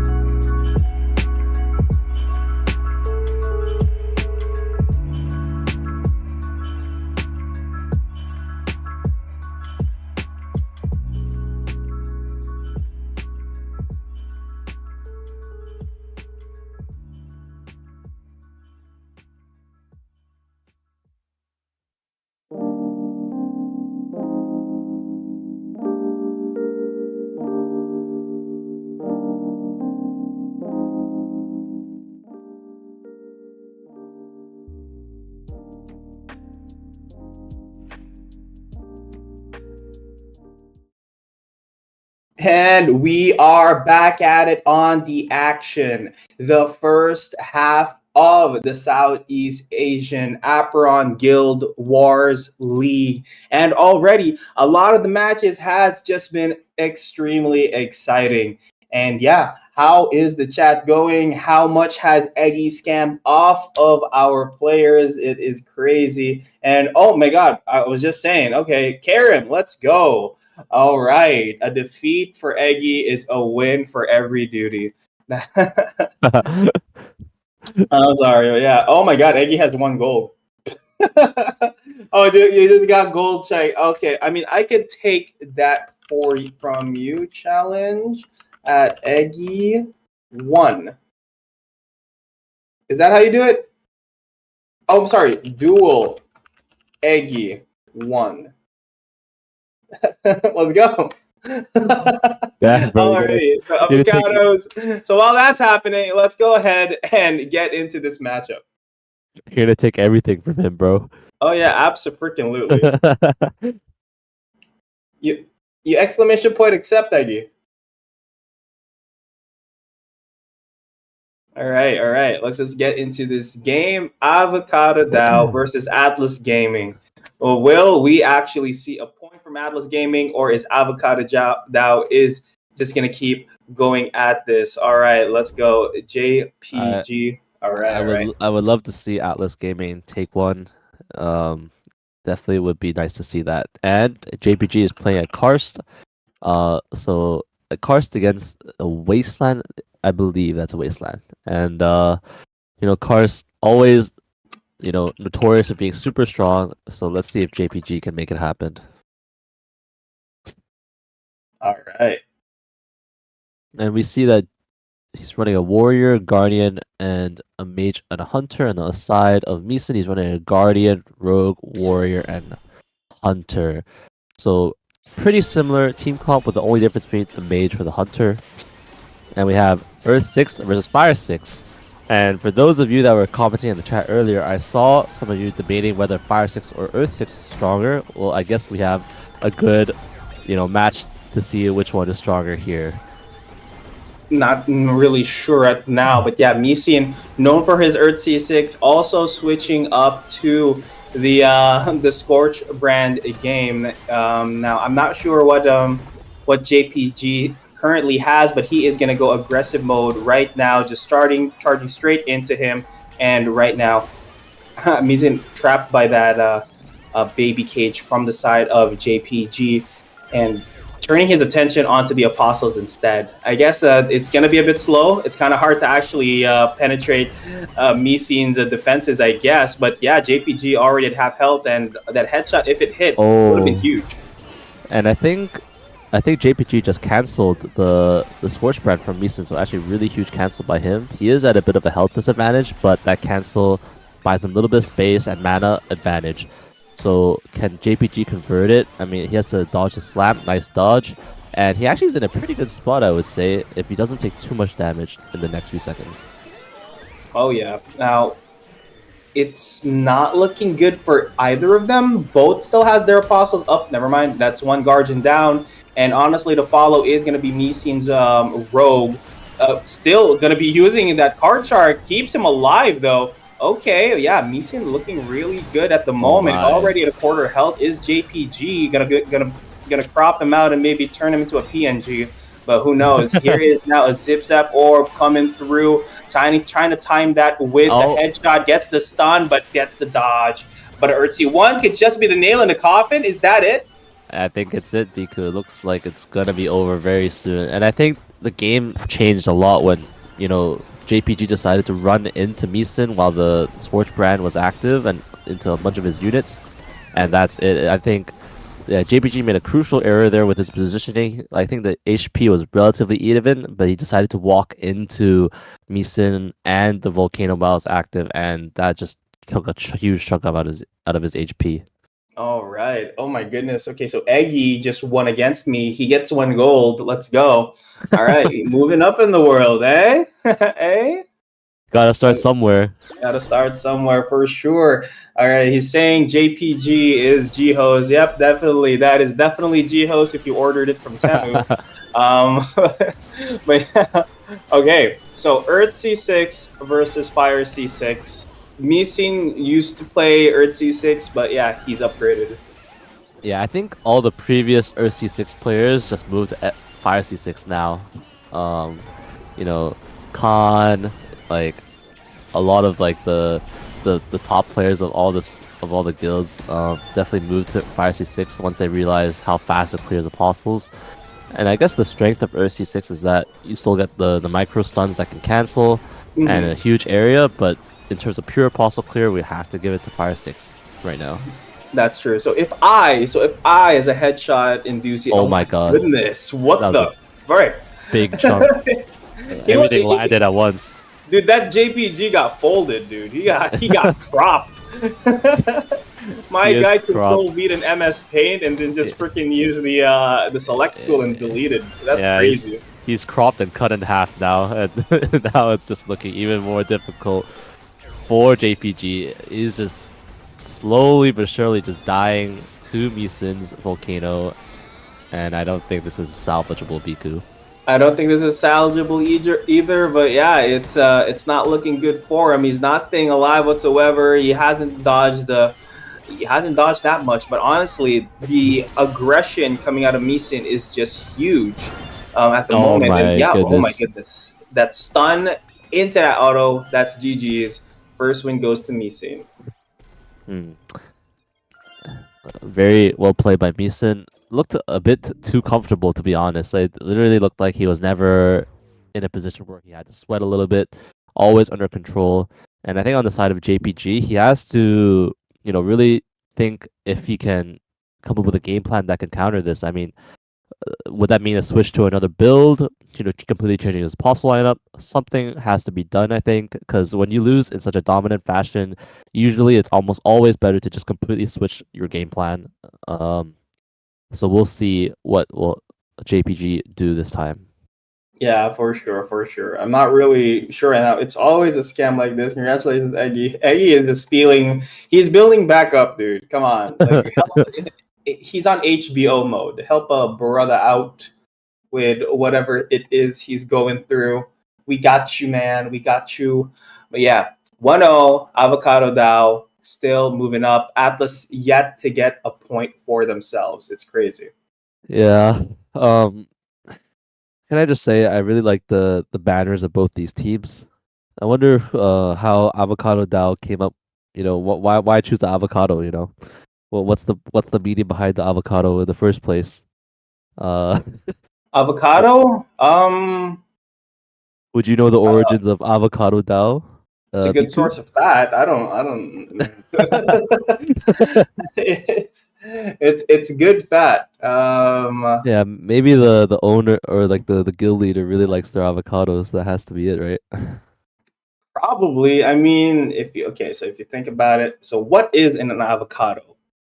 So avocado has a pit, Yes.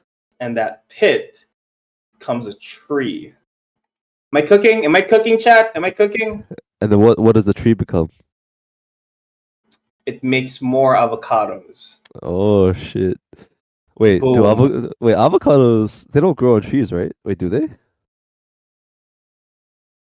Where There's an do avocado tree. Oh, you're correct. They do grow on trees. Yes. Yeah. So you are cooking. You are cooking. You are cooking. Yeah, yeah, let's go. Not only that, they are one of the rarest fruits because they do look like a pair of balls. Yeah, Ah, yeah. more fun biology facts with Biku on next time. And That while we while we get back to the what do you game, mean they grow on trees? They grow on trees. I climbed an avocado tree as a child. Don't you dare! I Wait, mean, I just googled it, so avocado tree. they do grow on trees. I just googled it. They grow on trees. I climbed those as a kid. Yeah. I don't know where you get Anyway, your avocados from, Karim. anyways, back to the game, and I wonder. Let's see if JPG made any adjustments to his composition. I don't think he did. Oh, maybe he changed his planet. Did he though? I'm not sure yet. I'm not sure yet. I need to see whether he casts Earth 6 or not. But right now, Misa just chilling at the back. You know, Zipzap comes out from JPG, trying to be a bit more aggressive here. Lands the auto, but he's in the middle of Misa's Apostles. A little bit of lag there as we see the headshot miss. And okay, it looks like he's still playing Earth C6. I wonder if JPG made any adjustments at all, or if he just thought, you know, I'm gonna run it back. I probably just played bad. Let's try it again. That's true. Oh my goodness, I don't know what stopped him from the going for Oh the my tailwind. god. Oh wait, he did go through, but this fire C4 though, literally preventing JPG from Oh. taking an extra step there. And the most awesome ages is really perfect here. And right now, it's just the stun lock for JPG. Has nowhere to go, no apostles inside, and the stun into that leaping shield bomb for that headshot, just so clean. And yeah, what is going on? Okay. It was looking super good actually initially for JPG, and then you know Misa just got a huge combo, and JPG just falls so quickly.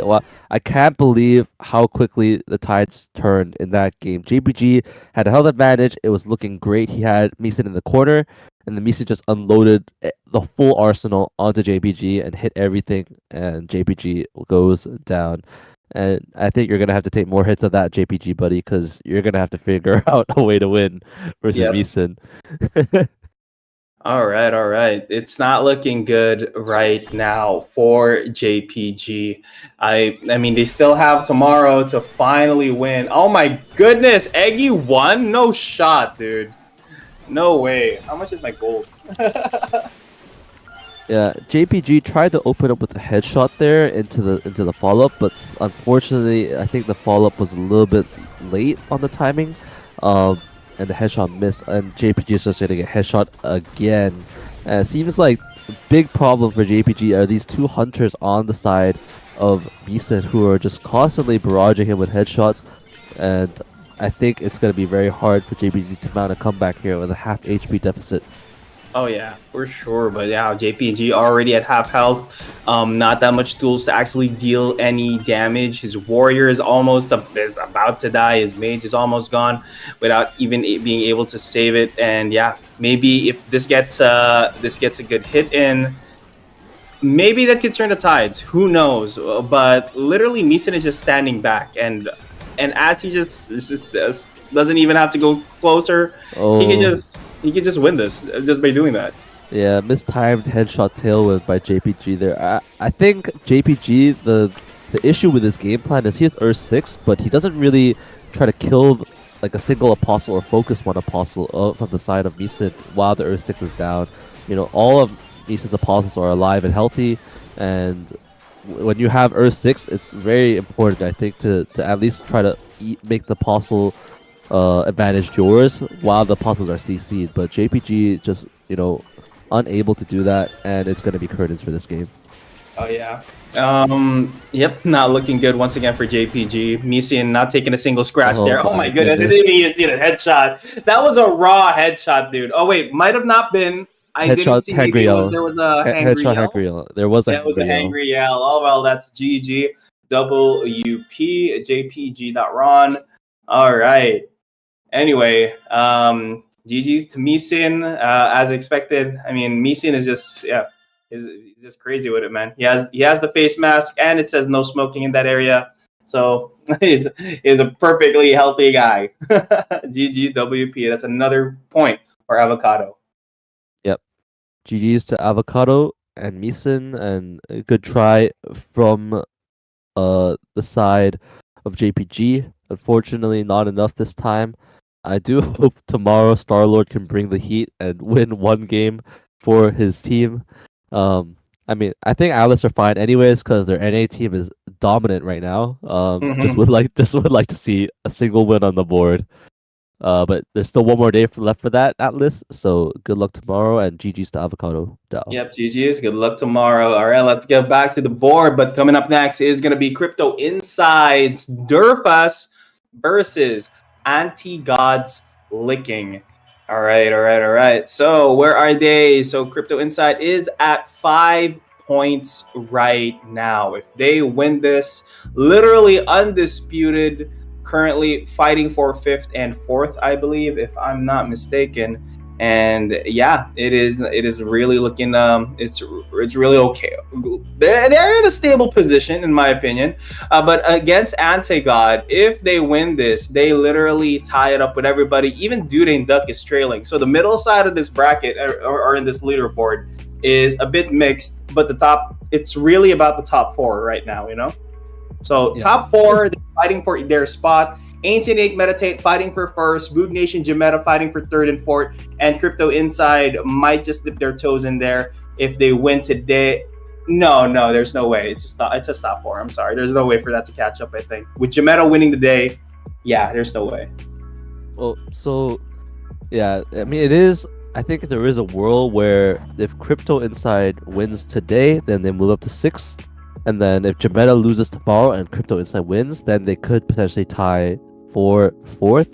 But yeah, that would Right. require, Okay. Yeah. Good catch. Good catch. would require Crypto Inside to win all the remaining games with probably a perfect game score, and requires Jametta to lose the remaining game as well.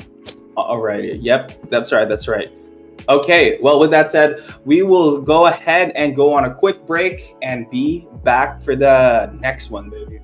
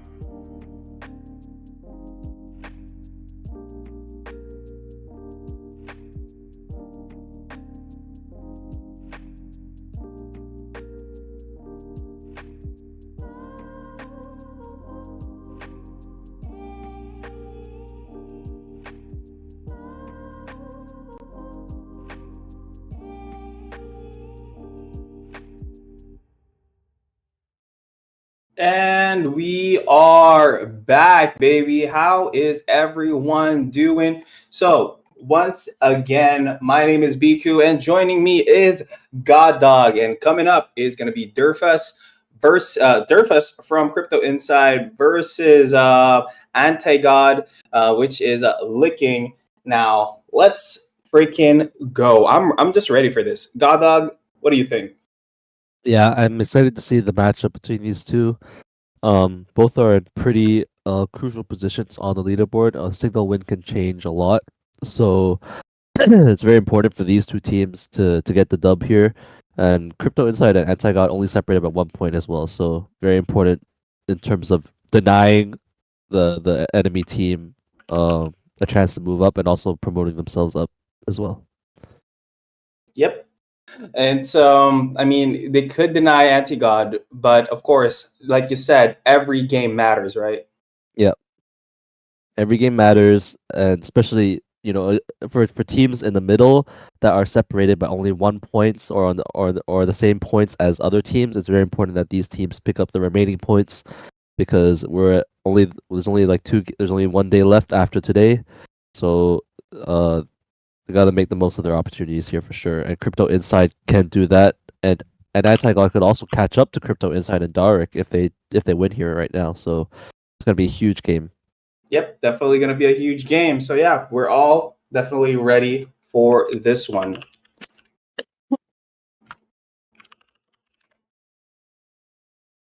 All right, all right. Where is the game? I'm ready. I'm ready to see Durfus. I mean, it is Durfus, so let's see. I wonder if they will play Scorchbrand or C6 like our previous games. I think today there was a little bit less diversity in terms of the builds we've seen compared to previous days. We had some days before where, literally every game was different builds, which was really cool to see. I think generally, the NA server has a bit more variety of builds, while we see the SCA players seem to be choosing like the top meta builds. Not sure if that's just a regional difference or if it's just the specific players that we covered recently, but definitely want to see more build variety, not just Scorchbrand, Earth 1, Earth 6 every game, but hopefully we can see more. Yep, hopefully we definitely can see more. But when it comes to definitely when it comes to the current the current lineup, I'm not sure. I'm not really sure. I haven't seen Licking really pop off. I have seen a lot of Durfus. I mean, he came into this game at PvE at season 2, so I've definitely seen a lot of him. Especially with, of course, his teammate Rufka. So a lot can be said on where things could go from here. I hope a team can surprise me and play some AC5. It's been a while since I've seen some good AC5. Always love AC5. Most fun build in the game, in my opinion. Haven't seen it today. Hopefully the remaining teams can bring one out. All right. I mean, you know the funny part right now? Okay. All right. So game is going to be played soon. Also in the chat, Eggy is trying to get you to accept his challenge. So, yeah, on Twitch. Yeah. He wants your money. Okay. Oh, okay. I'll accept, Eggy. You can have my money. I accept. Oh, you challenge me again if you want, Eggy. All right. Let's go. Oh, shit. Okay. I'll accept. All right. Let's see how rigged it is.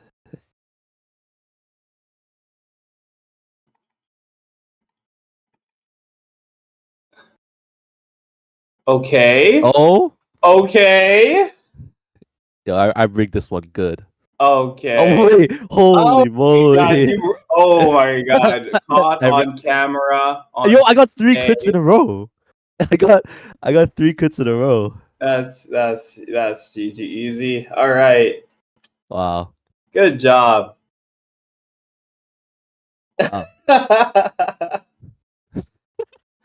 GG's, Eggy. Yeah, Eggy.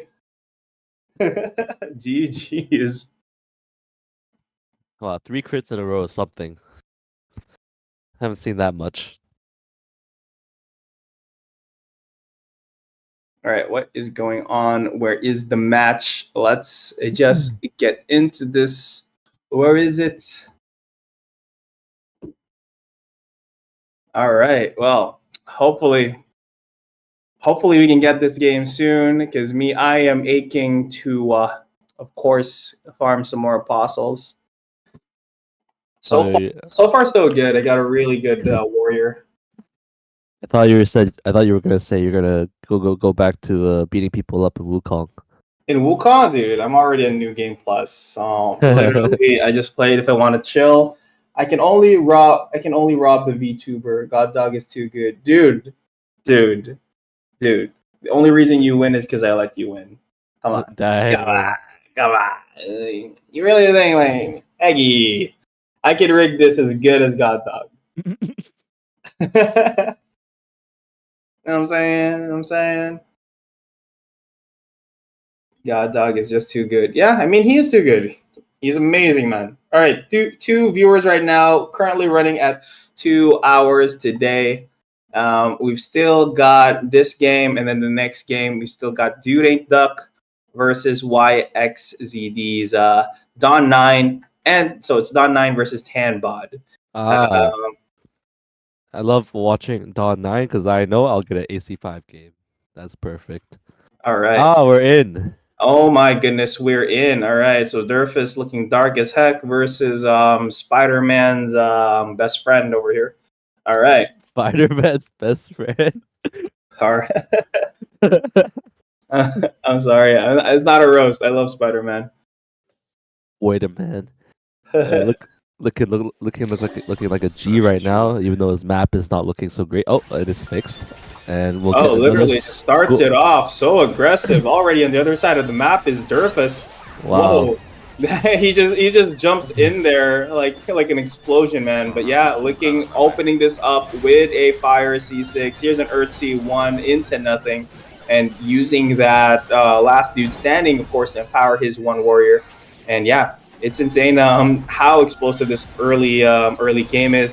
And oh my god, bringing out the desecrated ground is gonna get canceled by the leaping shield bonk. Insane cancellation.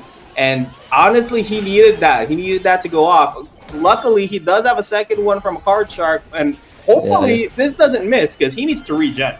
Alright, he did get it off here on the Guardian. Hopefully the Guardian does not have prickly otherwise. Oh, but it just jumps out, and great jump by Durfus. By Licking to jump that Guardian out, and now Durfus is in a little bit of trouble. He needs to find his next Earth 5 and heal up, otherwise he'll be in a bad spot. For sure. But yeah, Durfus already at half health. And okay, so as you said, Licking is not frozen today. Honestly, he is very stone cold solid looking there. Now currently not looking good for Durfus. Needs to really rely on this desecrated ground to get some HP back. But I see that his Guardian does have a prickly personality, so a lot of that healing is just going to get taken away immediately. Zip Zap Orb onto the front of Licking. Urtzy1 not connecting once again. He does have a bunch of desecrated grounds, but I wouldn't really want to be melting these apostles. You want to use them as potions. Yeah, I think already a pretty good recovery from Durfus. He does get cancelled there. Great cancel from Licking. That was a good recovery from Durfus to get back to an even state. But now Licking, once that cancel happened, it's just curtains for Durfus. It should be curtains right now. Yep, it is. And Licking with a huge clutch EC1 boulder to cancel the Earth C5 and take the match. Yep. All right, Eggy. He asked for trouble on the chat, except PSY, my favorite Korean pop star. Right. Anyway, GG's for Licking. Looking good for Licking. Looking good for Licking. I do want to say Licking kind of has a similar head structure as Tyler 1. Like the like the structure of his head looks very similar to Tyler 1's, which is really cool to see. No. Yeah, but that's not as important as if do we even know if he plays like Tyler 1 though?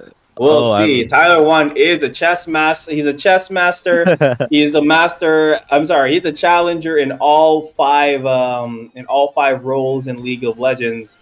So a lot can be said, about this. So comparing him to the one and only 6'5" challenger chess god. Yep, it's different. That Sunseed saying, not the Tyler 1 headphone dent. Oh yeah, it's not the Tyler One headphone dent for sure. Yeah, I think that's just a regular dent. Oh, not really. There is no dent. Yeah, well, But Licking doing Tyler 1 proud. He's actually winning the game quite dominantly right now and should mhm. continue to do so. Let's see what Dervis can do in retaliation. Zip Zap, gonna come out. Nope, does not come out. He misses the Earth 1 there, and the Scorch Brand's gonna come out soon from Licking as well. Oh yeah, okay, look at that. So Licking once again just popping out that Scorch brand once again. There's a weird desecrated ground on the map. I think it's hitting that one apostle though. I'm not sure if it is. But yeah, I don't think the healing is quite enough, and there's an Oh indicator that my, has bugged cancel. into the map. And when you get under it, like you just disappear. That's really funny. But yeah, Yeah, Durfus on the back foot once again. yeah, I think Dervis gonna drop any time right now. I mean, this game looked incredibly difficult for him to play. I think a big part of his game plan was to get Ursi 5 and clear faster, but seems like Licking's Scorch Brand is not only clearing faster, but giving him more space to work with and Licking very dominantly, just putting it into Durfus, able to get into his face with Zip Zap and the Scorch Brand. Um, wonder what Durfus has to do to change this. All right. Yep. Not really sure how much you can change it. Maybe it could come down to the play style. Who knows? But yeah, we'll see for sure. It's quite hard to tell because honestly, in the early game, Durfus does go somewhat aggressive. We can see him. He does deal some damage, but it's really hard to match it up with with the Scorch brand. He does have the desecrated ground, but for some reason, Licking always seems to have the upper hand when it comes to apostle count. Yeah, I mean, I really thought the Earth 5 would do a little bit better, considering you could heal off of it. But I think the crucial thing is Licking is very cognizant of the fact that, Earth 5 is his win con. I can't let him heal, and very noticeably, Licking saves his Apostle movement skills for when the Earth 5 is down. Then he'll just, either use a Root Trap Slide or a Leaping Shield Bomb, get out of the way of the Earth 5, and actually, I think that's a really big difference that changed the whole matchup. Licking really good job to recognize that he has to save his movement skills to get out of the Earth 5. So I think if he continues to do that, it's gonna be very difficult for Durfus to win here. Yep, it's kind of it's still there's still a lot of things that he could do. We'll see. I just got a crit onto Eggy, and Eggy just got a crit onto me. It's not. It's rigged. It's freaking rigged, dude. Like, how do I win against those crits, man? Now he needs to miss twice for me to win. Nope, not gonna miss. Of course, of course. He ha- he has one against me. How do I lose? Yeah, it's weird. It's Seems rigged. like Eggy is just unbeatable, except Yeah. for me. Let's see. Let's see this game first, though. Okay, once again, no changes on the planets, though. But will we be seeing any changes on the apostles? Perhaps. Yeah, very interested to see if Durfus can cook anything up to change the game plan, because those games looked pretty solid and dominant by Licking. Yep. It is. It has Oh, been. look, Licking's cat. Oh my god! Oh, Oh my goodness! Exposed. oh, Licking was not the player all along. It has been. Oh no! I can't so believe it. cute. His name is Licking, and then we see that in the screen. This is not. The Oh, joke writes itself. I oh hate this. my goodness. I hate this. Licking secret agent. Turns out Oh Licking my is not the god! one God, I didn't playing. pick up on the joke. Oh my god. Oh, you don't like the licking of the cat? I did pick it up. Okay, I want Lucky to win now just because of the cat. We really okay. Honestly, Durfus needs to take a note from Rufka. Rufka has that really nice that cat. He has Oh the cat, yeah, yeah, and the turtle. yeah. I think it's just an animal diff right now. Like, how could Durfus win if he doesn't have an animal by his side as well? Mm-hmm. It's clearly showing that Licking has the advantage with that cat appearing on screen. How could you lose? but actually Licking is losing this game. Oh my Wait. god, that Oh one my hit, god. that long range freaking water C3 Yeah. is just insane. And oh my And goodness. Okay, so uh, Durfus is just playing extremely aggressive right now. Licky needed to do that switcheroo just to make sure that he doesn't take any more damage. This change on planet literally switched everything up. He yeah. was playing the Earth C5 just to counter the Scorch brand, but now this electrostatic ray water C3 build, I like it. I love it. Ever since the first time I saw it, I'm not sure if it was Ren or somebody who played it first. Crazy play. Crazy play. Yeah. So Crypto Insight actually pretty famous for using this build. I know I think all of their players have played this build at some point, and it's just a staple of Crypto Insight's Planet arsenal. So really cool to see that Durvis can also pull it out, and he's pulling it out really well. Oh my God, Licking is getting absolutely demolished right now. Great CC chain by Durvis, and maybe the cat was a bad luck charm because Licking is going down. Oh my God. Oh my goodness. All right. That is insane. Are we gonna finally see a round three? Yeah. Hopefully we do. I mean, I think we will just based on how dominant that game looks from Durfus. Durfus completely smurfed that game, made it look so easy. Um, I think Licking got distracted by his cat, maybe. The cat. Maybe for sure. He got cursed by the cat, but it is an orange cat though. I mean, I have a gray cat at home. His name's Waku. He killed a bat one time and put it on my bed. Yeah, That means he loves you. that means me too loves you. Okay. I Yeah, mean, he's oh, sharing his well, kill with you. oh, cool for sure. I mean, I could maybe post the photo on the Instagram. Wait, it's actually pretty funny. Wait. I mean, just looking at this game, okay, already a good start by Licking, actually. Really good to land certain chain CCs there, and welcome to the slam. Here we have the AC4 coming out, and the Water 3 to follow, but while Licking, I mean, Durfist taking so much damage, he's actually almost dead already. Uh, Not sure what exactly chunked him, it was hard to see, but he just got hugely chunked while moving away there, and Licking in a dominant position. Nothing like the first game, and I think just the crucial skills were hit by Luke Licking so early on, and he continued the pressure with that chunk that now Durfus is in an impossible situation. It's gonna be really difficult to come back from this. And we see the follow-up landing into the leaping shield ball, into the card shark, auto to follow maybe. It tries to get the Oh, auto, but it hits the guardian. But oh my goodness. Okay. it's Yep. over no matter what, I think. That's true. Surely. But oh my god. Okay, wait, hold No, that no, phone. no, no, no, Putting on his surely. Jose cosplay. Surely. Oh, Surely. surely. Wait. Holy crap. Yo! No freaking way this Zip No. Zap or battle is gonna go in the No. hands of Durfist. Wait, Oh oh my my god! gosh. The cat. I Oh almost my said, I almost god! said. Oh my god. Oh my god! Wait, I completely caster cursed him. Oh my god! How did he lose that?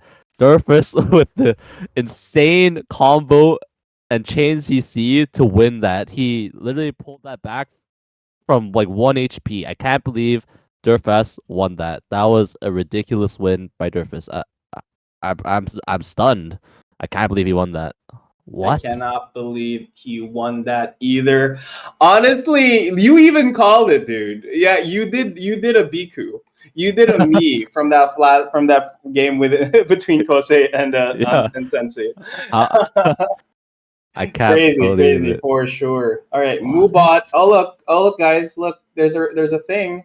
There's a thing, guys. If you guys want to win a Golden Apostle ticket, go ahead and answer the questions coming from the bot. So yeah, if you want to be like a top guy, you need these Golden Apostle tickets. Or if you need some spare money to get yourself maybe a planet or maybe a good apostle that you already have your eyes on, yep, you can just sell the Golden Apostle ticket. And it's always good to get more. Yep, for sure, for sure. And again, Eggy just stealing all of these gold. Okay, crazy. Yeah.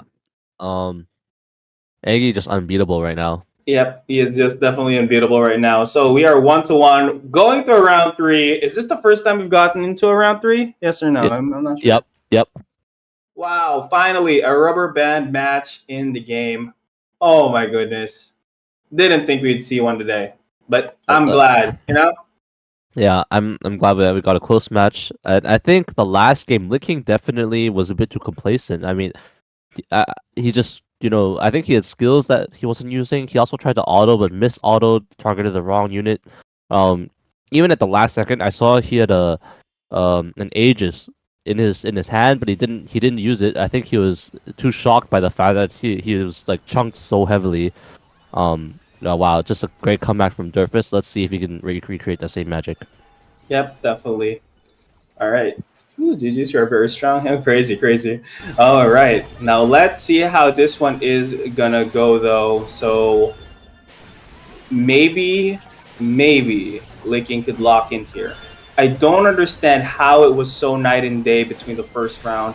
The change of Apostle changed everything. I'm sorry, the change of Avatar, the planet changed everything here.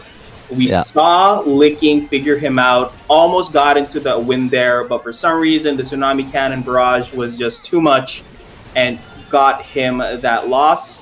But will he be able to get this back? He does have the Apostle advantage, definitely, for sure. But will this be enough to prove him a victory? Yeah, and I think really cool by Licking there to proc the Prickly, knowing the AC4 is there.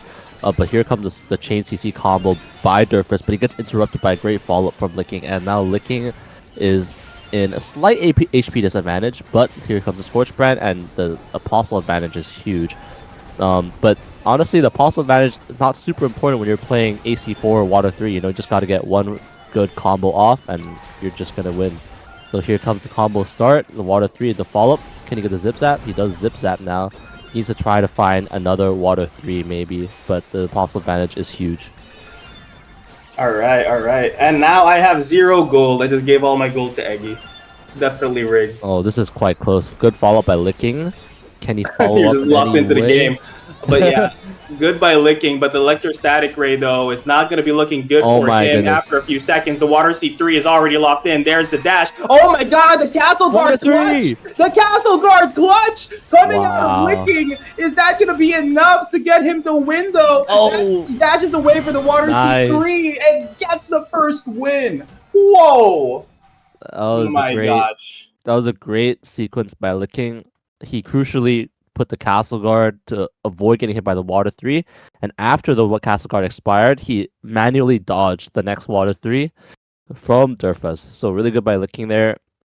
It's a little bit concerning that it's that close, even though he gets such a huge Apostle advantage, but I think maybe that's what's to be expected when you're playing against a Water 3 deck. You're just naturally going to get chunked if you get hit by any CC. So good job by Licking to pull out the win there. Yep, good job indeed by our guy Licking there.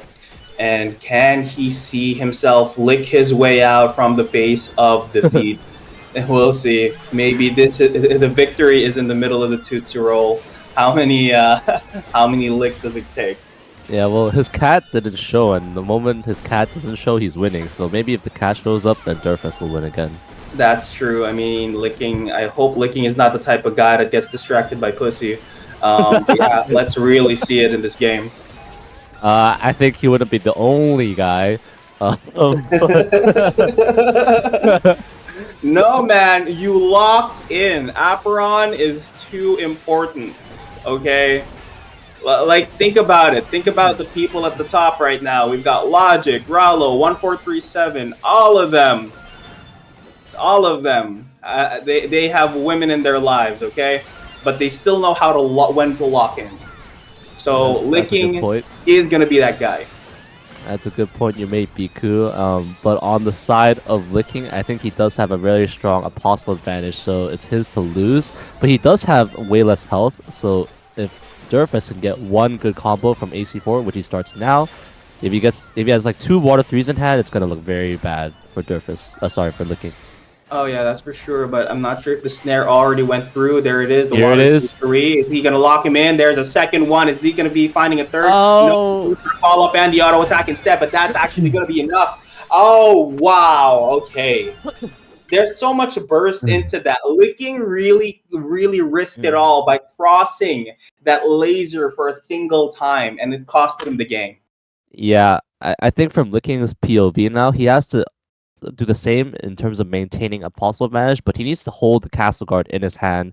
That's his main counter right now to Durfus's build. If he can get if he can get the Castle Guard on right when the route's about to start, from the AC4, he will save a lot of his HP. So let's see if he can recognize that and save the Castle Guard. Yep. All right. All right. It's really about the castle guard for sure, but the problem is also the fact that he can get all of these early game pressure right off the bat. And that switcheroo kind of Good used a bit switch. too late there. Water C3 is not going to connect, but there's another fall up there, and there's the second. So much Oh, aggression coming out of Durfus. He's not even kidding at this point. Okay, there's an Earth C1, another fall up oh, out of nowhere. And yeah, it is not looking good for Licking. Already at a quarter health, and this is a really crucial finals for him too. It's this is a match point for both sides. Switcheroo is both going to be used, and now he's creating distance for himself, and now just trying to find another lockdown. oh That's my another water goodness. C3 that's going to connect. Another electrostatic ray is going to be used, but oh my goodness, Licking charging in, but Switcheroo's just at the correct time to use that. Oh my goodness, everyone is hungry for glory and just wants to get it. Everything on the side of Licking got hit by that laser except Licking himself. But Oi, that water C3 on the follow-up is just huge at the moment. that And might now be he's it. going to go ahead and cross that electrostatic ray, but he's one auto away from just kicking the bucket. It's going to be difficult. Can he clutch this? Can he pull off a Kosei? But I That's think it. his zip zap orb to the chin is going to give that win for Durfast. Crypto inside shows them all how it's done. And Licking is about to be licking some wounds after this game. Wow. GG's to both players, and especially well played to Durfus. I think it's very difficult to lose the way he did in Series 1, so dominantly by Licking, and then just come back, change his build, and just completely, change the momentum of the game. And I think that's a very important thing to take away from this, if you're a player, is that, if you lose in such a dominant way in game one, just completely switch it up, change it, because it can make huge comebacks like we saw from Durfus. That was a great game from Durfus. He was clearly very knowledgeable on how to play that build, very ready to CC then Water 3 afterwards, or set up the AC4 then Water 3, saving his CC only when he's stunned or rooted. So really well played by Durfus. Really well played indeed. GGWP. That's another score onto Crypto Inside side. All right. So there it is, guys. In the Twitch chat, or if you are in the Apeiron Discord server, you should be getting a prompt to fill up the Dino form. Okay, now let's go ahead and check it out ourselves. Lock in with Discord. Let's see what the question is, so I can go ahead and ask that question. What is your Twitch handle? It is Eggy_E4E. And who won the battle between Boot Nation versus Meditate? Answer it in the chat. Answer it in the Discord. Answer it in the Dino form. Get yourself that Golden Apostle ticket. Level up your roster, and yeah, dominate the scene. Maybe join the league later so I can make fun of you for making bad plays. Who knows? Yep. All right. Coming up next is going to be Dude Ain't Ducks Tanbod versus YXZD's Don 9. God Dog, I know you're excited for this because he plays Old Reliable. You yourself, you're an Old Reliable player, but have you been changing your match, your play style so far? I think if I'm tryharding, I'll probably still play AC5 just because it's the build I played the most and put the most hours into. Of course, not like ideal for the current meta. But it's definitely the most fun I have in the game is just to play AC5. With and Dawn 9 is definitely one of the best AC5 players in Apeiron, definitely on the SCA server. So definitely hyped to see Dawn 9 play, and of course excited also to see Tanbot since he is an OG. I think he's playing the water deck, if I'm not mistaken. Maybe he's switched now, but at least before he would play water decks. So hyped to see a unique matchup. All right, and I hype to see that too. So don't go away, you guys. The most hyped matchup at the end of the day is gonna be just that. We'll see you guys after this break.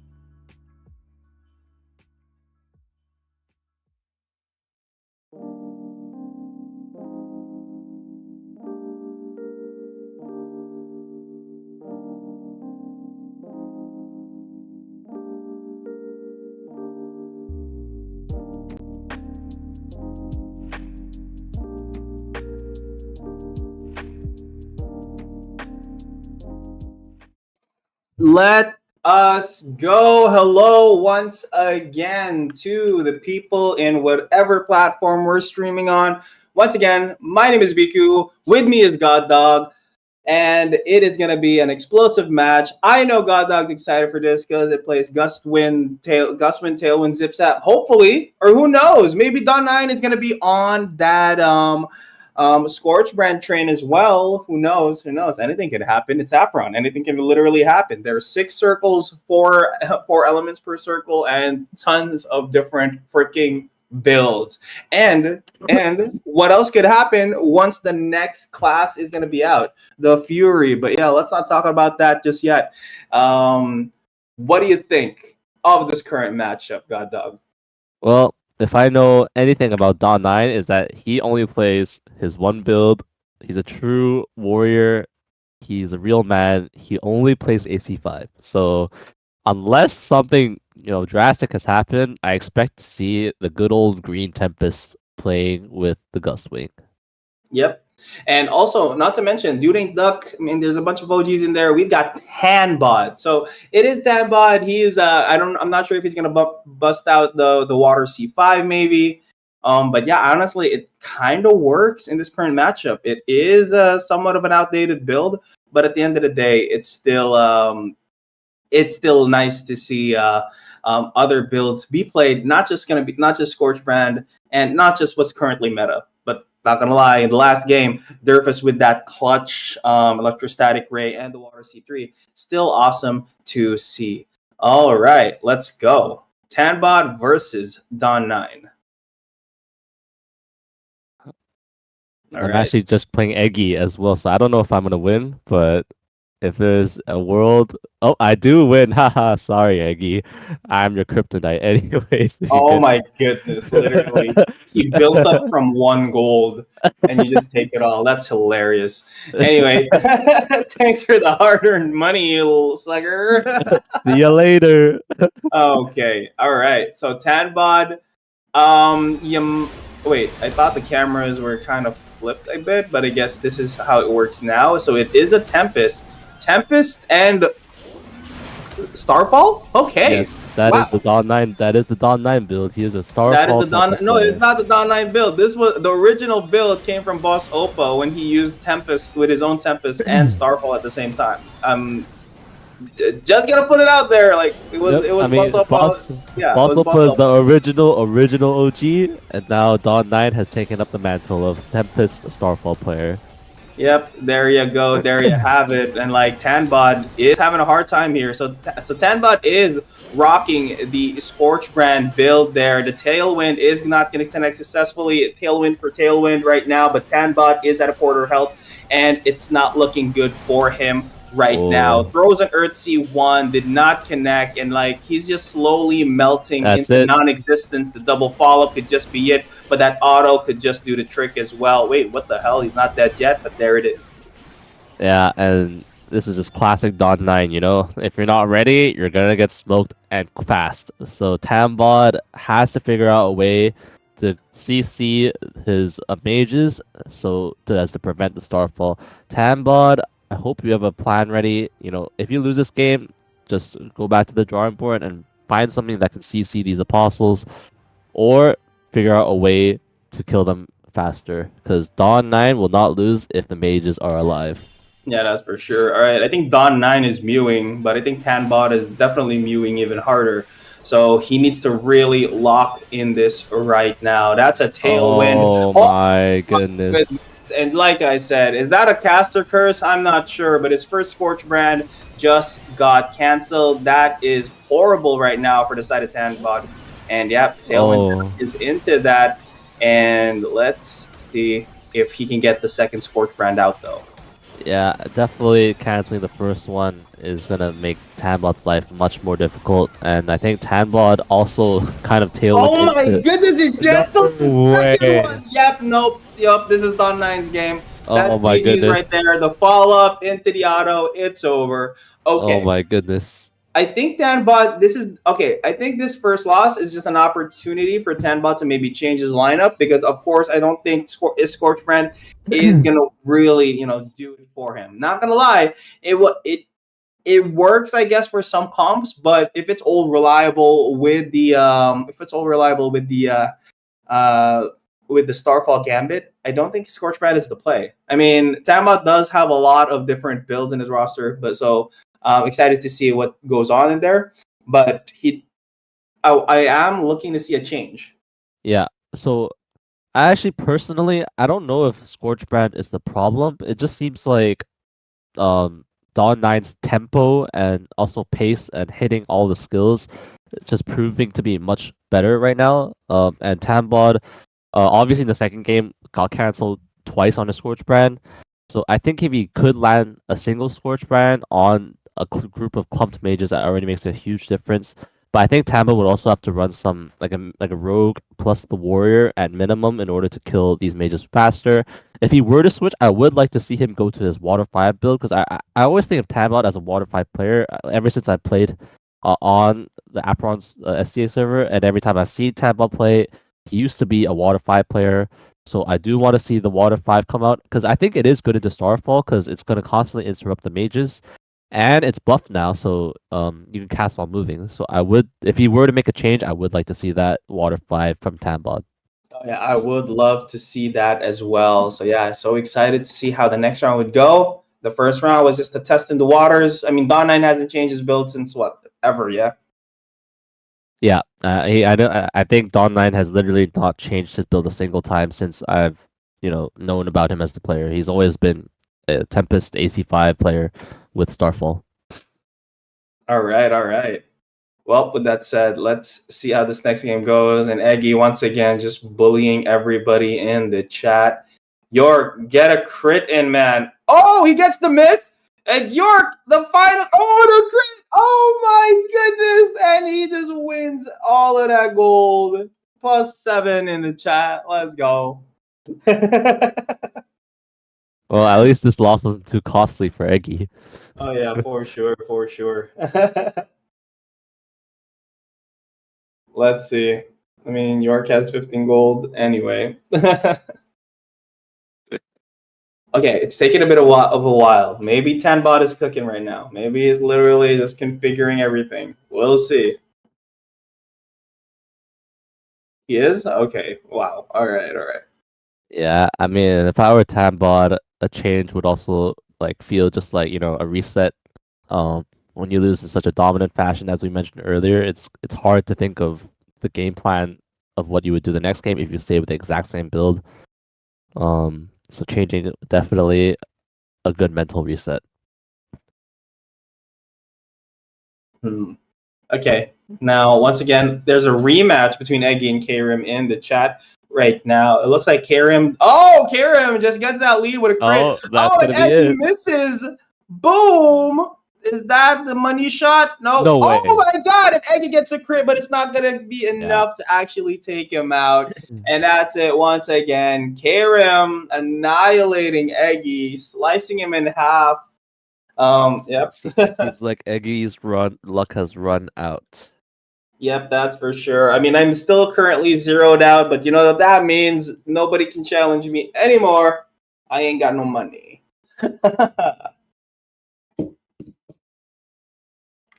GGWP, and oh my god, Don 9 with the OK sign. He is ready.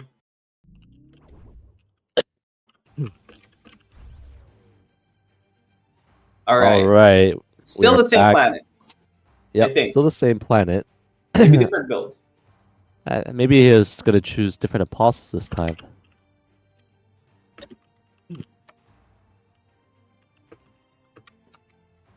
All right. Let us see what is going on, though. I'm not really sure. He brings out the priest. Oh my goodness. Good call. Okay, somewhat of a good call, I guess. I don't know. I don't know about the priest. I feel like Dawn 9 just gonna one-shot it, but we shall see. Okay, I really need production to pick a POV because this is kind of difficult to cast. But Tanbot already at a quarter health just from the early aggression alone. That priest not staying alive for quite long though. I think he's gonna kick the bucket sometime soon. But we are looking at Dawn 9's POV. And it looks like Tanbot is protecting that priest for quite a long time, quite a bit, but it is not protecting the rest of his apostles. The priest stays alive, but the mage goes down first, and it's just a few autos away. Okay, that priest play a bit questionable, but I guess that wasn't the difference maker here right now. Another Scorch Brand coming out of Tanbot. Really good tempo so far. It looks like it is working at the moment. Just because there's not the early aggression, has not taken him that low. Yeah, interestingly enough, this time Dawn9 prioritized straight for Tanbot's apostles instead of going for Tanbot as he did before. And just the apostles are all dead now. And actually Dawn9 had some pretty good optimizations when he was playing that Starfall. You know, the priest, if you notice, stayed alive for a little bit longer when it was already pretty low, but that's by choice, because Dawn9 knew if he focused the clump group of apostles and not focus the priest, the Starfall will kill the priest anyways, and it's just gonna be over for Tanbot any second now. This is an unwinnable position. He's just stuck in the corner doing a ring around the rosy. Around the Scorch Brand. Yeah, this is Ring around the Scorch Brand, and how many hits can you land? The Tailwind into that rock gives him some time, buys him, well, not really that much time. He still needs to dodge the Starfalls. Or the Earthsea one not going to stun anything, but as if that orb is just going to close this off. Okay, so this is rough right now for Tanbot. I think it was supposed to be an avatar change. I guess he just changed some things when it comes to his maybe the priest.